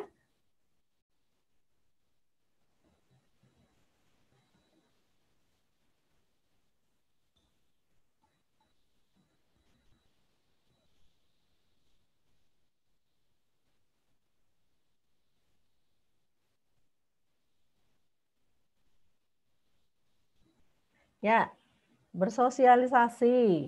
Ya, Konstantin Kesia memahami perbedaan dari opini dari setiap orang. Menghargai pendapat setiap orang. Terus ada lagi dapat bersosialisasi, menerima pendapat orang lain. Leadership, menghargai orang lain, berani beropini, kritis, mencari fakta. Sebelum berpendapat, toleransi, belajar sosialisasi, dapat ilmu baru, ya, melihat sesuatu dari sudut pandang berbeda. Leadership, saling menghargai, berani berinteraksi. Ya. Nah, oke. Nanti coba kalian temukan sebanyak-banyaknya. Ya. Nah, gunanya untuk apa? Karena begini, di sekolah, ya, pelajaran-pelajaran itu kan banyak untuk melatih otak kiri ya. Untuk melatih otak kiri, ya. Segala hal yang terkait dengan pengetahuan, dengan logika, analisa, itu otak kiri. Nah, otak kanannya dilatih gimana? Otak kanan isinya apa sih? Kreativitas, empati, seni, kemampuan memahami orang lain, ya. Kemudian bagaimana menghadapi kehidupan. Nah, itu bagiannya otak kanan. Jadi otak kiri kanan ini ya harus diberdayakan. Ya. Belajar tetap itu menjadi tanggung jawab utama ya, jangan ditinggalkan ya. Belajar tetap menjadi tanggung jawab utama, jangan ditinggalkan. Nah, kemudian ya itu belajar kita pakai otak kiri yang lebih banyak bekerja. Kemudian otak kanannya kita karyakan, kita berdayakan dengan apa? Dengan kita melakukan banyak hal. Kita berkegiatan, seni, bersosialisasi, leadership atau apapun. Nah, itu untuk melatih otak kanan. Karena nanti ketika Anda bekerja ya atau mulai berkarir di bidang apapun, itu otak kiri kanannya harus diberdayakan dua-duanya. Ya, pernah dengar otak kiri, otak kanan? Ya. Nah, pertanyaannya begini. Kira-kira kalau sekarang diminta kalian ngecek, apakah otak kiri kanan kalian udah seimbang diberdayakan? Kita tes ya. Oke, tesnya begini. Nah, sekarang coba masing-masing tangan kanannya, jempolnya dikeluarkan. Tangan kiri kelingking. Ya. Tangan kanan jempol, tangan kiri kelingking. Ya. Jadi prinsipnya gini, otak kiri menggerakkan anggota tubuh bagian kanan, otak kanan menggerakkan anggota tubuh bagian kiri. Kalau otak kiri kanannya diberdayakan secara seimbang, bisa memberikan perintah yang berbeda dalam satu waktu. Ya, tangan kanan jempol, tangan kiri kelingking. Nah sekarang yang jempol berubah jadi kelingking, yang kelingking jadi jempol. Cepat, cepat, makin cepat, makin cepat. Bisa? Bisa? Ya, bisa? Cepat, cepat. Nah, kalau yang bisa cepat, nah ini diberdayakan secara seimbang. Oke, gerakan yang kedua. Tangan kiri, angka 2. Dua jari, gini. Tangan kanan seperti menembak. Ya. Sekarang tangan kanan, 2 jari tangan kiri menembak. Cepat. Cepat. Berpindah. Bisa?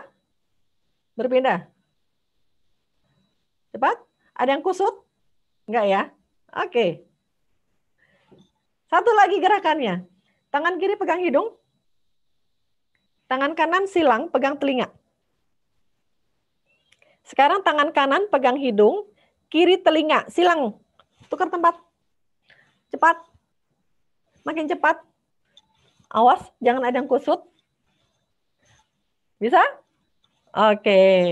Ya. Ya, ini tes sederhana ya untuk melihat apakah otak kiri kanan diberdayakan secara seimbang ya.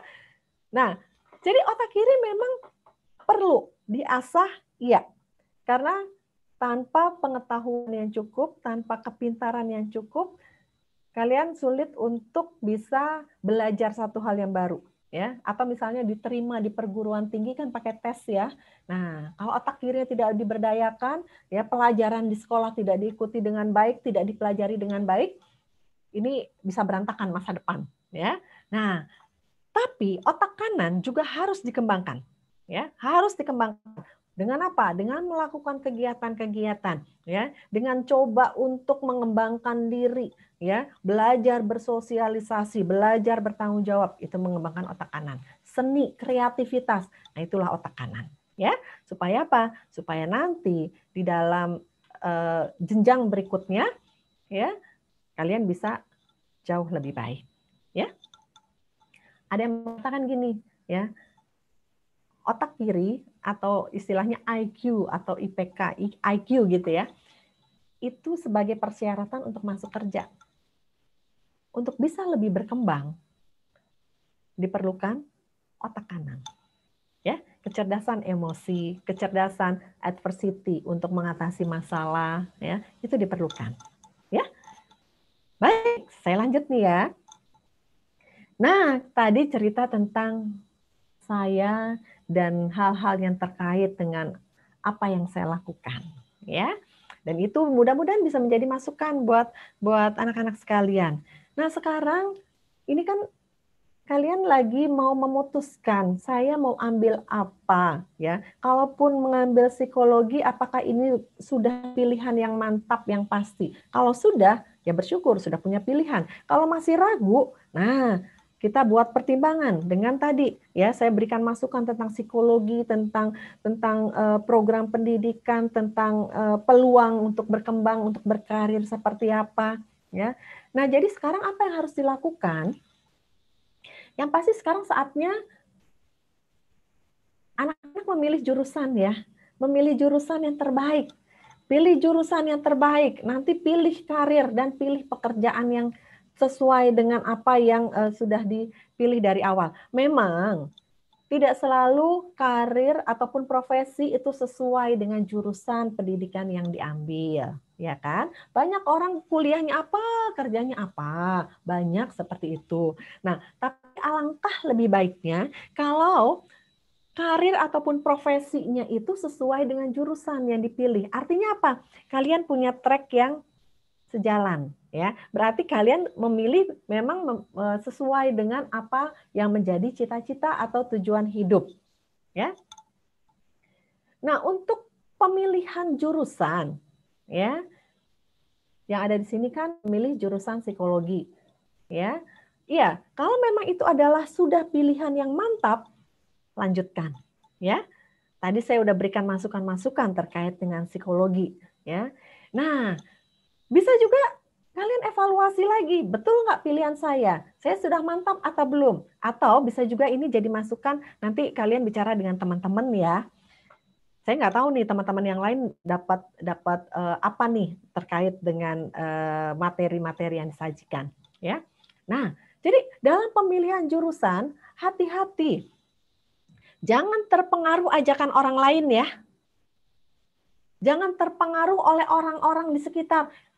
Karena pernah kejadian begini, ada seorang anak, dia itu pilih jurusan, terus ditanya, kenapa kamu pilih jurusan itu? Ya habis teman-teman saya milihnya itu.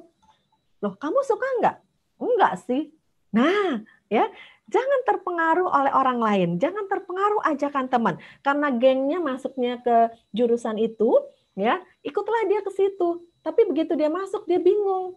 Terus saya ngapain ya? Kok kayaknya nggak asik ya? Nggak sesuai dengan saya.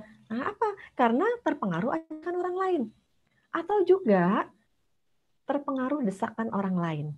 Desakan orang lain dalam hal ini, nah ini pertanyaan saya. Ada nggak yang pilih psikologi karena orang tuanya mau kalian masuk psikologi? Enggak ya? Syukurlah kalau enggak. Karena banyak nih kejadian. Ya, saya sering diminta bicara di depan orang tua. Terus waktu saya bicara ya masalah pemilihan jurusan, saya bilang gini, seringkali cita-cita anak itu sebenarnya cita-cita orang tuanya. Orang tuanya pengen jadi dokter, nggak kesampaian. Lalu apa yang terjadi? Anaknya disuruh masuk ke kedokteran. Ya, orang tuanya punya cita-cita apa nggak kesampaian? Atau misalnya orang tuanya cita-citanya pengen masuk psikologi, nggak kesampaian, anaknya disuruh masuk psikologi. Nah, hati-hati ya. Dengan orang tua pun ya, kalau orang tua minta kalian masuk jurusan tertentu, bukan berarti nolak, bukan berarti juga memenuhi sepenuhnya kalau walaupun kalian nggak suka, tapi coba bicarakan ya. Bicarakan ya. Jadi jangan pilih jurusan karena ajakan atau desakan orang lain, termasuk orang tua ya.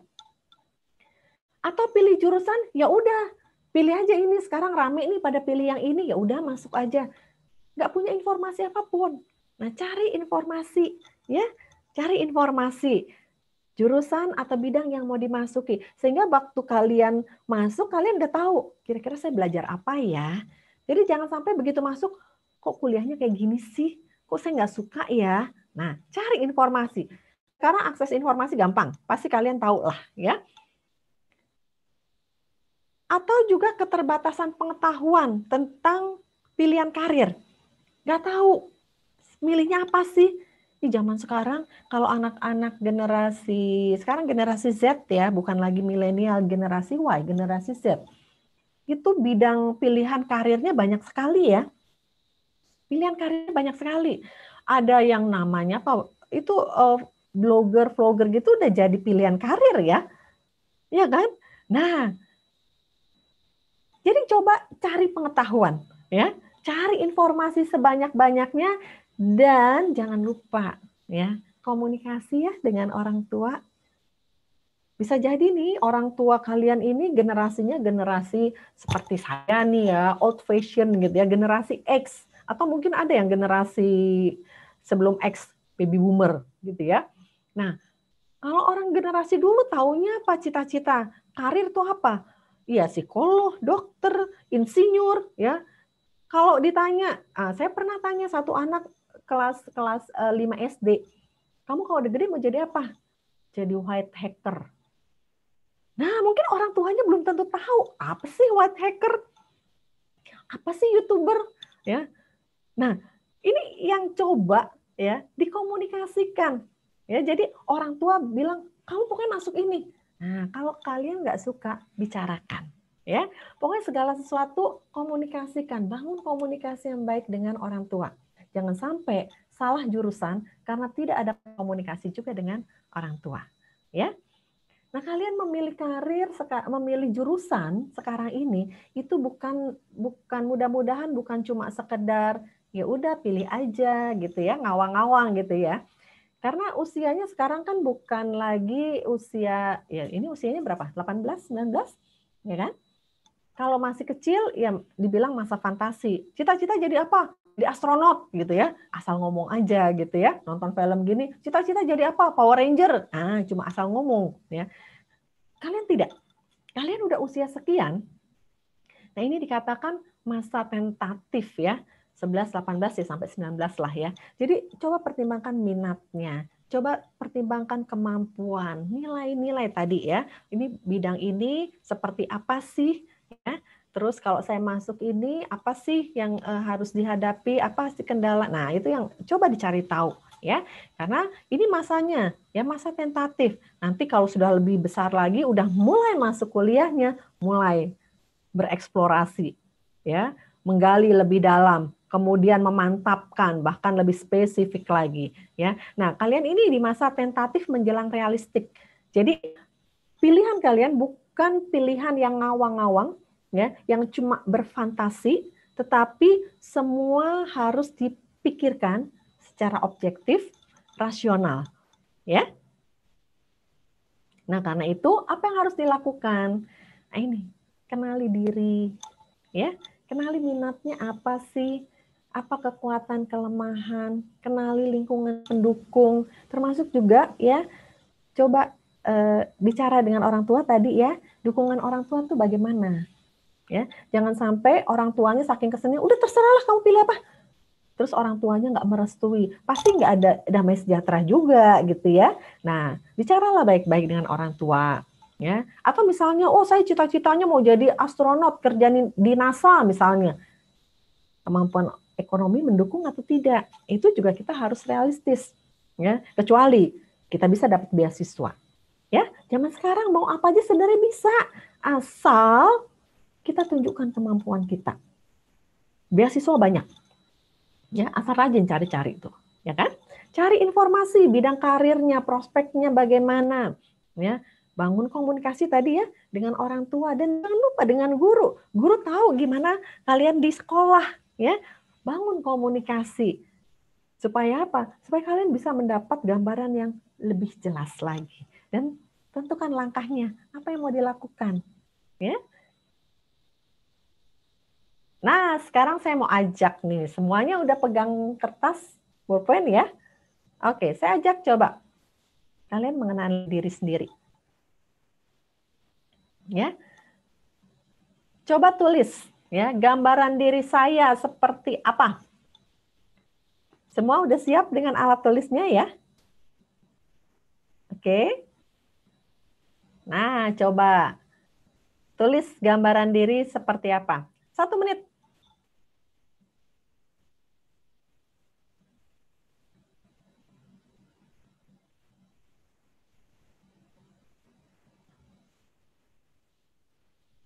Gambaran diri seperti apa? Minat, hobi, kekuatan diri, dan kelemahan diri. Coba. Sekarang saatnya untuk melihat diri sendiri.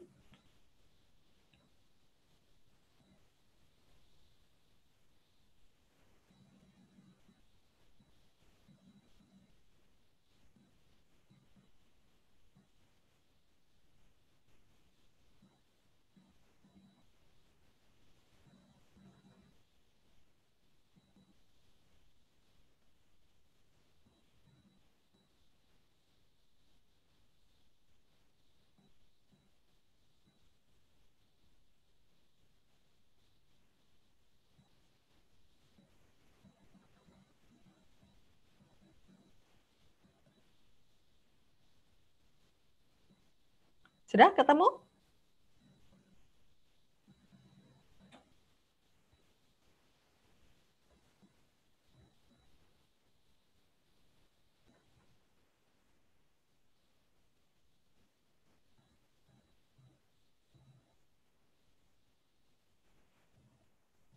Ibu. Ya, silakan. Kekuatan diri sama kelemahan diri itu kayak gimana, Bu, contohnya? Nah, kekuatan diri. Apa sih hal-hal yang positif yang ada di dalam diri kamu? Misalnya gini, kekuatan diri saya ya, bisa mempengaruhi orang. Saya orangnya teliti. Misalnya, saya orangnya pantang menyerah. Jadi kalau ada kesulitan apapun, saya maju terus. Misalnya begitu. Kelemahan. Misalnya apa nih kelemahan? Saya orangnya agak pemalu, misalnya. Ya? Nah, coba temukan hal itu di dalam diri kalian masing-masing.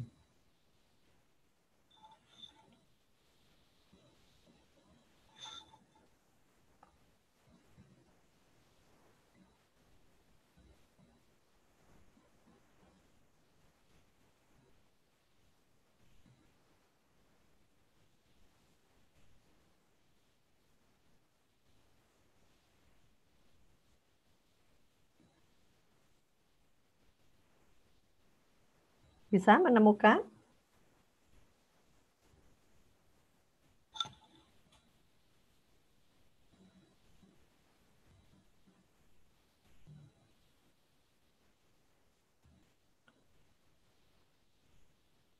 Nah, saya tambahkan lagi kalau tadi sudah ya di sebelahnya.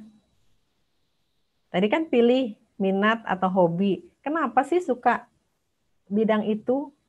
Kenapa sih senang terhadap hal itu? Ya. Terus kekuatan diri. Misalnya saya orangnya percaya diri, ya. Nah, sudah diwujudkan dalam bentuk apa? Misalnya saya membuktikan, oh saya berani tampil di depan. Ya. Kelemahan diri, tadi misalnya udah ketemu nih, ya. Nah, kelemahan diri bukan berarti membuat saya untuk ya udahlah saya orangnya begitu, tidak. Tapi apa ide atau usaha untuk memperbaiki?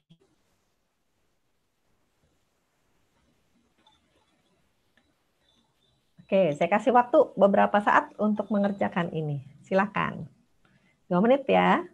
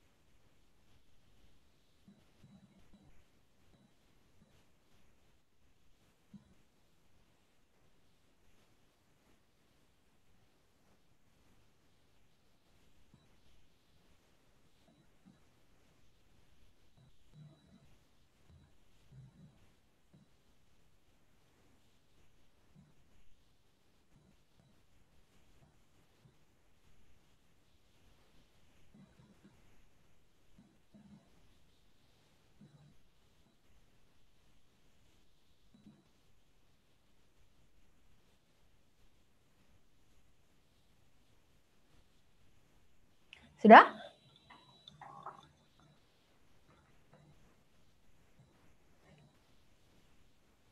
Nah, kalau sudah, selain mengenal diri, ya, tadi kan dikatakan kita juga harus coba mencari informasi ya terkait dengan bidang yang akan kita masuki. Kita juga cari informasi pendukung lainnya, ya. Coba dibuat juga ini, ya. Bidang jurusan yang ingin saya masuk itu apa? Misalnya yang ada di sini psikologi, oke, tulis psikologi. Kemudian informasi tentang bidang itu tadi udah dapat ya. Nah, dari apa yang tadi saya sampaikan, apa informasi spesifik yang melekat buat kalian? Ya. Terus prospeknya seperti apa? Karena kan bidangnya banyak macam-macam ya. Lalu apa tantangan ya yang sudah tergambar di hadapan kalian? Ya, tantangan bidang tersebut atau jurusan tersebut apa? Lalu, dukungan orang tua menurut kalian seperti apa? Dukungan ekonomi keluarga, mungkin ini nggak terlalu masalah, ya. Atau mungkin ada hal-hal lain yang kalian bisa lihat, bisa temukan, faktor yang bisa menjadi pendukung atau penghambat.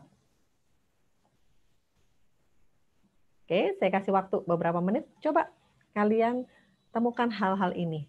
Ya, 2 menit aja, nggak usah lama-lama. Nanti selengkapnya bisa jadi bahan, jadi PR lah ya setelah sesi ini.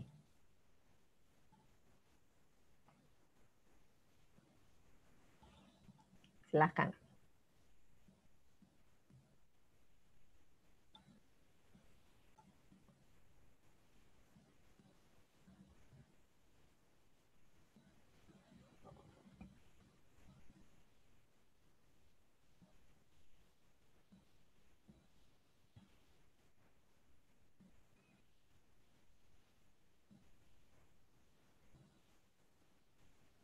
Ibu.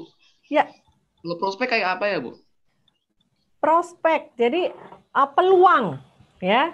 Prospeknya kalian melihat peluang untuk bidang ini seperti apa sih buat diri Samuel sendiri ya, diri masing-masing. Kan tadi kan saya berikan penggambaran secara umum ya. Nah, prospeknya terkait dengan bidang tersebut, ya misalnya tadi psikologi, informasi tentang psikologi tadi kan banyak nih bidang macam-macam. Kalian masuknya kemana? Atau katakanlah punya cita-cita seperti apa? Nah, prospek, peluang terkait dengan cita-cita yang sudah kalian rencanakan seperti apa? Ya?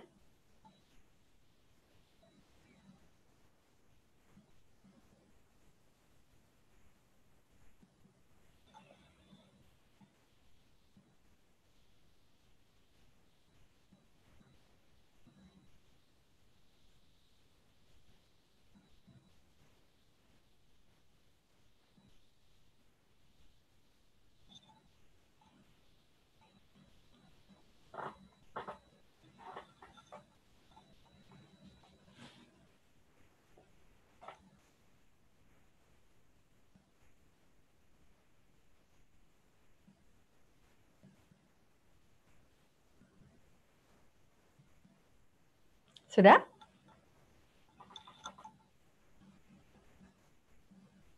Nah, ada yang mau berbagi dari apa yang coba kalian lakukan, ya, evaluasi diri, baik terkait dengan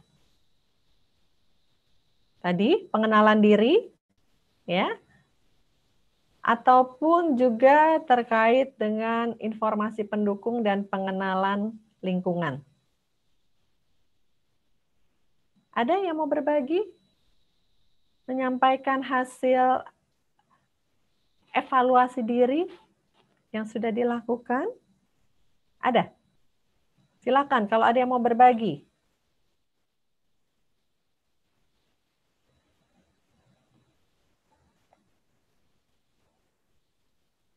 Ada?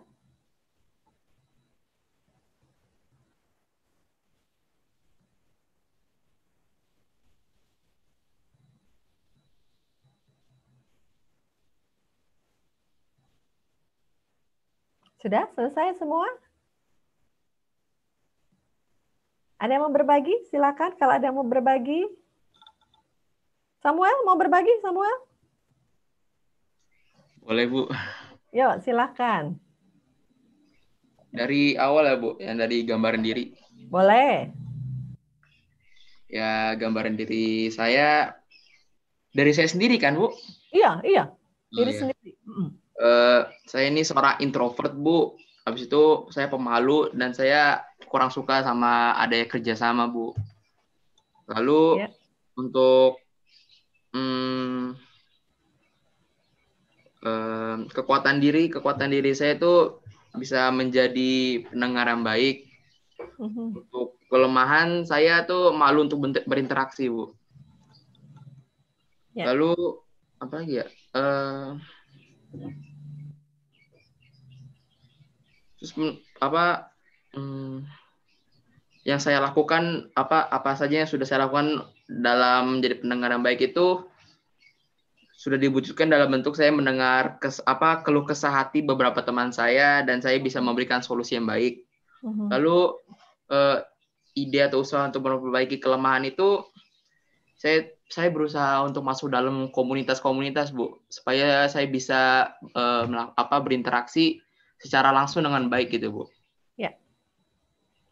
Kalau minat dan hobi, saya masih agak kurang yakin, Bu. Apa lagi ya? Habis itu, kalau bidang jurusan yang saya inginkan itu kan psikolog ya, Bu. Ya. Psikologi. Terus kalau informasi yang saya spesifik yang tadi Ibu jelaskan tuh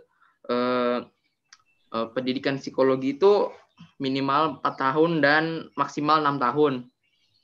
Ya. Lalu prospeknya sih saya inginnya menjadi HRD, Bu, human resource. Untuk mengatur karyawan di suatu lembaga gitu, Bu. Tantangannya saya masih bingung tantangannya apa, Bu. Nggak apa-apa, kalau masih bingung nggak apa-apa. Iya, Bu. Ya. Kira-kira apa ya, Bu, kalau misalnya kayak gitu tantangannya? Tantangannya apa sih yang kamu rasakan sebagai satu hal yang katakan gini, kamu mau ke sini ya, kamu tadi misalnya bagian HR kan harus berinteraksi dengan banyak orang. Nah, sementara kamu orangnya pemalu katanya ya. Iya. Ya, itu kan jadi tantangan tersendiri kan. Kamu pemalu, kamu introvert, tapi nanti dalam bekerja kamu harus berhadapan dengan banyak orang. Ya. Itu jadi dikaitkan antara apa sih yang mau dilakukan dengan kondisi yang ada yang kamu miliki. Nah, ini kan jadi tantangan. Ya. Oke, ada lagi? Oke. Kalau dukungan orang tua saya dukung saya 100% Bu, kedua orang tua saya. Lalu dukungan ekonomi keluarga saya termasuk keluarga yang tercukupi ya Bu. Ya. Lalu untuk faktor pendukung atau faktor penghambat sih saya nggak ada ya Bu. Nggak ada. Oke, baik. Terima kasih Samuel. Ya. Nah, ini kalau saya boleh sedikit menilai Samuel nih ya dari apa yang tadi disampaikan. Samuel mengatakan Samuel orangnya introvert, pemalu, terus mau mendengarkan ya. Kalau mau mendengarkan ya ini tipe psikolog memang harus mendengarkan ya. Berarti itu jadi poin plus ya. Nah, kalau dibilang tadi Samuel introvert dan pemalu. Sebenarnya kalau dari cara bicaranya itu nggak introvert banget loh. Dari cara bicaranya ya. Nah, jadi begini. Nah, ini ya, bisa jadi di dalam diri kita ya ada potensi yang kita belum tahu ya. Ini saya baru evaluasi Samuel karena Samuel yang bicara ya, yang lain ini saya belum dapat gambarannya. Nah, ini contoh kasus lah, case tertentu nih ya Samuel nih ya. Samuel bilangnya pemalu ya, introvert, tapi cara bicaranya seperti itu sebenarnya bukan gambaran introvert. Nah, jadi mungkin Samuel perlu untuk melihat diri lagi ya, bahwa sebenarnya kamu punya kemampuan komunikasi itu yang bagus ya. Memang agak-agak entah gugup atau apa ya ada, bisa nggak itu diperbaiki? Bisa. Ya. Jadi kalau kita tahu, oh ya saya orangnya begini, saya orang begini. Nah sekarang saya tambah nih kasih masukan. Samuel sebenarnya bukan introvert yang introvert banget gitu ya. Nah, keberanian bicara, kejelasan bicara itu ada, nah asah aspek itu. Ya, tingkatkan itu. Nah, itu satu hal yang mungkin tidak disadari sekarang saya berikan. Nah, jadi masukan dari orang lain. Nah, pertimbangkan itu. Nah, kemudian berdayakan diri. Ya, Samuel? Oke, baik. Mungkin ada lagi? Ya. Ada lagi yang lain? Ayo, siapa yang satu lagi yang mau bicara? Ada? Tidak ada? Oke. Nah, kalaupun tidak ada, ya, atau mau ditunjuk nih satu. Kalaupun tidak ada, ya, apa yang sudah kalian lakukan, ya, coba nanti diperdalam lagi ya, diperdalam lagi, ya, supaya apa yang kalian lakukan itu betul-betul nantinya mencerminkan diri kalian, kemudian nantinya kalian bisa terapkan itu, ya, sehingga ketika kalian memilih jurusan, kalian memilih jurusan betul-betul jurusan yang tepat, ya, dan kalian tahu apa hal-hal yang mendukung, hal-hal yang tidak mendukung. Dengan demikian, kalian bisa lebih yakin dengan pilihan tersebut, ya. Dan jangan lupa sekali lagi komunikasikan dengan orang tua ya. Oke. Baik. Nah, saya lanjutkan nih materinya. Ya. Tentang pengenalan diri sudah, pengenalan lingkungan sudah, dan satu hal ini yang saya mau tanamkan kepada kalian semuanya, bangun kepercayaan diri, ya. Ini kepercayaan diri ini merupakan hal yang mutlak yang harus dimiliki. Kalau sekarang kalian mengatakan, ada di antara kalian yang mengatakan, saya orangnya kurang pede, harus coba untuk meningkatkan percaya diri. Karena kepercayaan diri ini merupakan faktor penting penentu keberhasilan. Ya, kalian mau melakukan apapun, kalau tidak pede, tidak akan berani memulai. Ya, nah, gimana caranya membangun percaya diri? Pertama yang harus disettingnya ini adalah mindset, cara berpikir. Makanya tadi saya mengajak kalian untuk coba menemukan kekuatan kelemahan diri. Ya, kalau kalian bisa menemukan kekuatan diri, maka nantinya ini kalian bisa meningkatkan percaya diri. Tapi kalau yang ditemukan di dalam diri adalah kelemahan-kelemahan, nanti kalian bisa menjadi orang yang tidak percaya diri. Kalaupun ada kelemahan, tidak apa-apa. Manusia pasti punya kelebihan, punya kelemahan. Ya, kelemahan ini, nah tadi ya, bukan berarti ya udah, memang saya orangnya kayak gini. Tidak. Apa ide atau usaha untuk memperbaiki? Itu yang harus ada. Ya, harus bangun kekuatan diri. Nah, sekarang saya ajak kalian gini. Di depan kalian ada handphone. Ada handphone ya. Coba handphonenya diangkat pakai tangan kiri tinggi-tinggi. Pegang bolpen di tangan kanan. Tinggi-tinggi, angkat. Oke. Nah, sekarang coba. Kalau saya minta kalian lempar salah satu benda itu, mana yang rela dilempar? Nggak usah ditanya, udah tahu lah ya. Pasti pulpen, iya. Ya, pasti pulpen. Kenapa? Pulpen rela dilempar, handphone tidak rela dilempar. Kita udah tahu lah ya, handphone harganya lebih mahal kan? Iya, jelas ya. Lebih mahal handphone.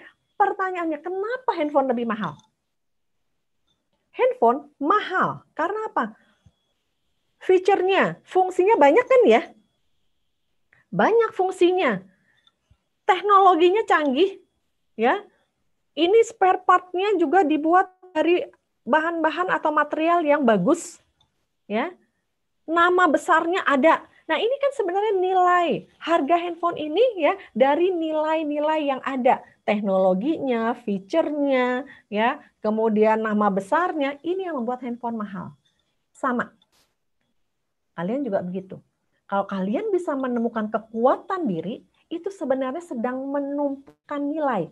Saya orangnya percaya diri. Oh, saya orangnya tanggung jawab. Saya orangnya rajin. Saya komunikasinya bagus. Saya orangnya begini. Saya orangnya begini. Berarti nilai diri kalian bertambah dan dalam tanda kutip harganya mahal. Itulah yang membuat percaya diri. Ya. Nah, jadi coba kalian temukan kekuatan diri sebanyak-banyaknya. Tapi yang objektif ya. Makanya tadi kan kekuatan diri sudah dibuktikan dalam hal apa. Ya. Nah, temukan kekuatan diri sebanyak-banyaknya karena itu akan membuat kalian percaya diri. Tanamkan di dalam pikiran. Kalau di pikirannya udah saya orangnya pemalu, saya orangnya nggak berani ngomong, saya orangnya begini, saya orangnya begini, otomatis nih tubuhnya pasti akan meleot begini. Ya. Tapi kalau saya orangnya rajin, saya orangnya tanggung jawab. Nah, ini ya, kalian bisa tampil meyakinkan. Karena apa? Kekuatan di dalam diri kalian bisa temukan. Ya. Jadi pikiran ini harus diisi dengan hal yang positif, baik tentang diri sendiri maupun tentang lingkungan, baik tentang orang lain juga, ya. Isi hal yang positif karena pikiran kita akan mempengaruhi kata-kata yang keluar dari mulut kita. Akan mempengaruhi perilaku kita, akan mempengaruhi kebiasaan kita. Kebiasaan yang bermacam-macam dan dalam jangka waktu lama, jadilah karakter kita. Nah, bisa jadi karakter kita dipengaruhi oleh pikiran kita. Ya, nah jadi pikiran kita harus diisi hal yang positif. Ya, jadi untuk percaya diri, coba temukan hal-hal positif di dalam diri kalian. Ya, jangan hanya sekedar menemukan saya orangnya gini. Tidak. Kenali diri. Kenali diri, temukan kekuatan. Kalaupun ada kelemahan, gimana cara memperbaiki? Ya, realistis. Kalau memang kelemahan diperbaiki, kekuatan tingkatkan. Saya kurang gini, belajar. External message, ya. Terima masukan orang lain. Tadi yang contohnya saya bilang, Samuel, kamu dari cara bicara kamu tuh bukan tipenya introvert betulan gitu ya. Nah, itu masukan orang lain. Jadikan bahan pemikiran. Siapapun yang memberikan masukan terima, ya. Baca buku. Nah, ini sumber informasi yang sangat berharga. Lalu self affirmation, ya, berbicara dengan diri sendiri, ya, yakinkan diri sendiri dengan kata-kata positif. Saya orangnya kreatif, saya orangnya rajin. Nah, bangun itu, ya. Yang bisa memotivasi, menyemangati diri adalah diri kita sendiri, kalian sendiri. Jangan berharap orang lain, ya. Jangan berharap orang lain. Kalian boleh menyemangati orang lain, tetapi jangan berharap kalian dapat semangat dari orang lain. Ya, self affirmation. Ya, kemudian emotional visualization. Artinya gitu. Ya, coba bayangkan kalau kalian bisa jadi orang yang rajin, jadi orang yang bisa memimpin, komunikasinya bagus, gambarannya kan gambaran menyenangkan kan ya. Jangan pikir masa depan, jangan bayangkan masa depan itu suram. Bayangkan masa depan kalian itu masa depan yang cerah, sehingga jadi semangat, jadi terpacu, dan dorong untuk ada tindakan nyata. Jangan cuma di atas kertas, iya saya mau berubah, tapi cuma di atas kertas. Ya. Tadi misalnya saya bilang, Samuel, kamu tuh bukan orang introvert, kamu tuh sebenarnya bisa tampil lebih percaya diri, nggak pemalu.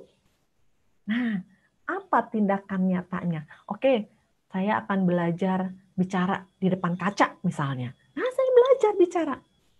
Ya, bangun kepercayaan diri itu. Karena ini merupakan modal yang sangat berharga untuk kalian berhasil. Berhasil dimanapun. Kalian kuliah nanti berkegiatan, kalau nggak pede, kalian nggak jadi apa-apa. Ya, lewat kegiatan, kepercayaan dirinya makin dipupuk terus. Ya, dengan berprestasi, kepercayaan diri juga terus dipupuk. Ya, karena untuk kalian berhasil, ya, ini kalau saya mengutip satu pendapat ya, key success factor itu ABC. Saya mulai dari C, kompetensi. Tidak ada kata lain ya. Untuk bisa berhasil harus punya pengetahuan, harus punya wawasan, harus terampil. Kalau tidak punya kompetensi ini, kalian nggak akan bisa berhasil. Baik sih orangnya, tapi nggak ngerti apa-apa. Nah, akhirnya orang cuma lihat, ya iya baik doang, tapi nggak tahu apa-apa gitu ya. Harus tahu, harus ngerti, harus terampil. Dan tidak cukup cuma pintar dan terampil, tapi behavior-nya. Perilaku positif, jangan gampang meledak. Ya. Tahu tata krama, etiket sopan santun, bisa memahami orang lain, punya daya tahan, daya juang dalam kesulitan, bisa berinteraksi. Ya. Nah, ini merupakan modal untuk kalian berhasil. Bukan cuma hebat, punya pengalaman, punya pengetahuan, punya keterampilan yang luar biasa, tapi kelakuan minus gitu ya, nggak bisa. Ketika kalian bekerja nantinya mau maju, behavior-nya harus ada.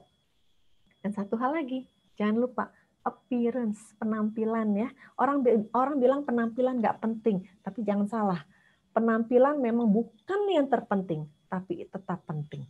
Coba aja, kalau kalian ketemu orang gitu ya, misalnya naik bis, tampangnya kucel, dekil. Kamu nggak deket-deket dengan orang seperti itu? Pasti nggak mau kan? Pilih mana? Kalau misalnya ini di bis ya, contohnya lah ya. Ini ada kursi kosong ya di depan, yang di sebelahnya orang kucel, dekil, kumel, bau lagi ya. Sebelahnya kosong. Di belakang ada lagi kursi kosong, di sebelahnya udah diisi orang, orangnya rapi, bersih, wangi. Kalian pilih duduk di mana? Di samping yang kucel dekil atau yang bersih wangi? Jujur. Pasti yang bersih wangi kan? Tapi begitu turun dari bis, handphonenya hilang. Ya? Nah, penampilan bisa menipu? Bisa. Penting. Don't judge the book by its cover. Betul. Jangan menilai orang dari cover. Tapi hati-hati, kita akan dinilai orang dari apa yang kita tampilkan. Ya, jadi kalau kalian mau berhasil, tampilan dirinya juga harus bagus. Apalagi kalau kalian nanti kerja di perusahaan ya, kalau tampilannya kucel, dekil, kumel, ya, boro-boro mau kerja, mau interview aja udah langsung dicoret. Kemana-mana bawanya BBM, bau badan dan bau badan gitu ya. Kemana-mana bau badan, bau mulut gitu ya, bawaannya begitu. Nah, siapa yang mau bergaul dengan orang seperti itu? Apalagi masuk misalnya nih, oh kalian mau nanti jadi HR di perusahaan besar, pasti susah untuk masuk. Interview aja kalau udah bau, udah males orang. Nah ini artinya appearance, penampilan ya, penampilan diri secara keseluruhan bukan berarti harus dandan menor, bukan. Wajah segar, bersih, energik, semangat, ekspresinya juga jangan mukanya asem gitu ya, cemberut terus. Latihan senyum ya. Kalian nanti kuliah ketemu orang-orang baru, pasti mereka akan senang ya bergaul dengan orang-orang juga yang ceria, yang semangat, yang ekspresif ya. Belajar bicara. Kalau misalnya ada teman bilang, lu ngomong kayak kumur-kumur loh gitu ya. Nah, berarti saya ngomongnya nggak jelas ya. Oke, saya harus belajar. Latihan A, I, U gitu ya. Atau misalnya, saya nanti kalau udah ini cita-citanya mau jadi apa? Mau jadi trainer gitu ya. Atau mau jadi fasilitator, mau jadi guru, ya belajar, latihan. Gimana caranya bicara jelas, bicaranya juga menarik, meyakinkan orang, sehingga akhirnya orang senang dan akhirnya kita bisa berhasil. Ya, jadi memang banyak faktor yang mempengaruhi keberhasilan kita. Maaf Bu Ani, waktunya 4 menit lagi ya. Oh iya, sudah terakhir ini. Ya, jadi kita harus bisa memiliki semua faktor ini supaya kita bisa berhasil di dalam kehidupan kita. Ya. Nah, ini saya kutip lagi dari ahli ekonomi Renal Kasali, kecerdasan di era new normal, ada technological intelligence, kontekstual ya. Jadi artinya gini, semua kecerdasan itu diperlukan, bukan cuma kecerdasan secara intelektual. Sekarang teknologi juga diperlukan, kemampuan melihat peluang juga diperlukan, dan jangan lupa ya, moral intelligence ya, kecerdasan secara moral dan juga secara sosial, nah itu juga diperlukan ya. Teruslah belajar, teruslah berkembang dan membuka diri, karena itu akan menjadi faktor yang menentukan keberhasilan kalian ya. Ya, kalian sekarang ini harus pilihlah ya, pilihan yang tepat, bukan sekedar yang kalian mau, tetapi kalian juga harus cari informasi dengan sebaik-baiknya supaya kalian bisa mendapatkan keputusan yang terbaik ya. Karena pilihan kalian saat ini akan menentukan masa depan kalian. Mudah-mudahan kalian bisa membuat keputusan yang terbaik dan kalian bisa menjalani semuanya itu dengan penuh semangat, penuh sukacita, dan tetap jaga kesehatan. Dan Tuhan berkati kalian semua di dalam menjalani kehidupan, dan Tuhan berkati kita semuanya. Terima kasih. Amin. Terima kasih. Iya, terima kasih Bu Ani Wijaya. Kami telah dapat banyak pengetahuan untuk hari ini, walaupun 2 jam, tapi sangat banyak yang kami dapatkan. Semoga kita semuanya sehat di bawah lindungan Tuhan. Ibu Ani Wijaya juga tetap dilindungi Tuhan di dalam menjalankan karirnya ke depan ya Ibu ya. Terima kasih. Kami harap tahun depan juga kita masih tetap bisa kerjasama ya Ibu ya. Amin. Terima kasih untuk kesempatannya Bu. Ya. Oke teman-teman, ini kita gunakan istirahat 30 menit ya. Nanti 10.30 kembali lagi ke Zoom sesuai dengan profesi yang kalian inginkan ya. Tapi sebelum kita istirahat, kita berdoa terlebih dahulu. Kita berdoa. Terima kasih Allah yang baik, terima kasih Tuhan Yesus atas penyertaan Tuhan. Kami telah mendapatkan banyak hal dari fasilitator kami hari ini yang berhubungan dengan psikologi Tuhan. Biar apa yang kami dapatkan Tuhan boleh menjadi bekal di dalam ketika anak-anak kami ini melanjutkan studinya untuk merancang masa depannya Tuhan.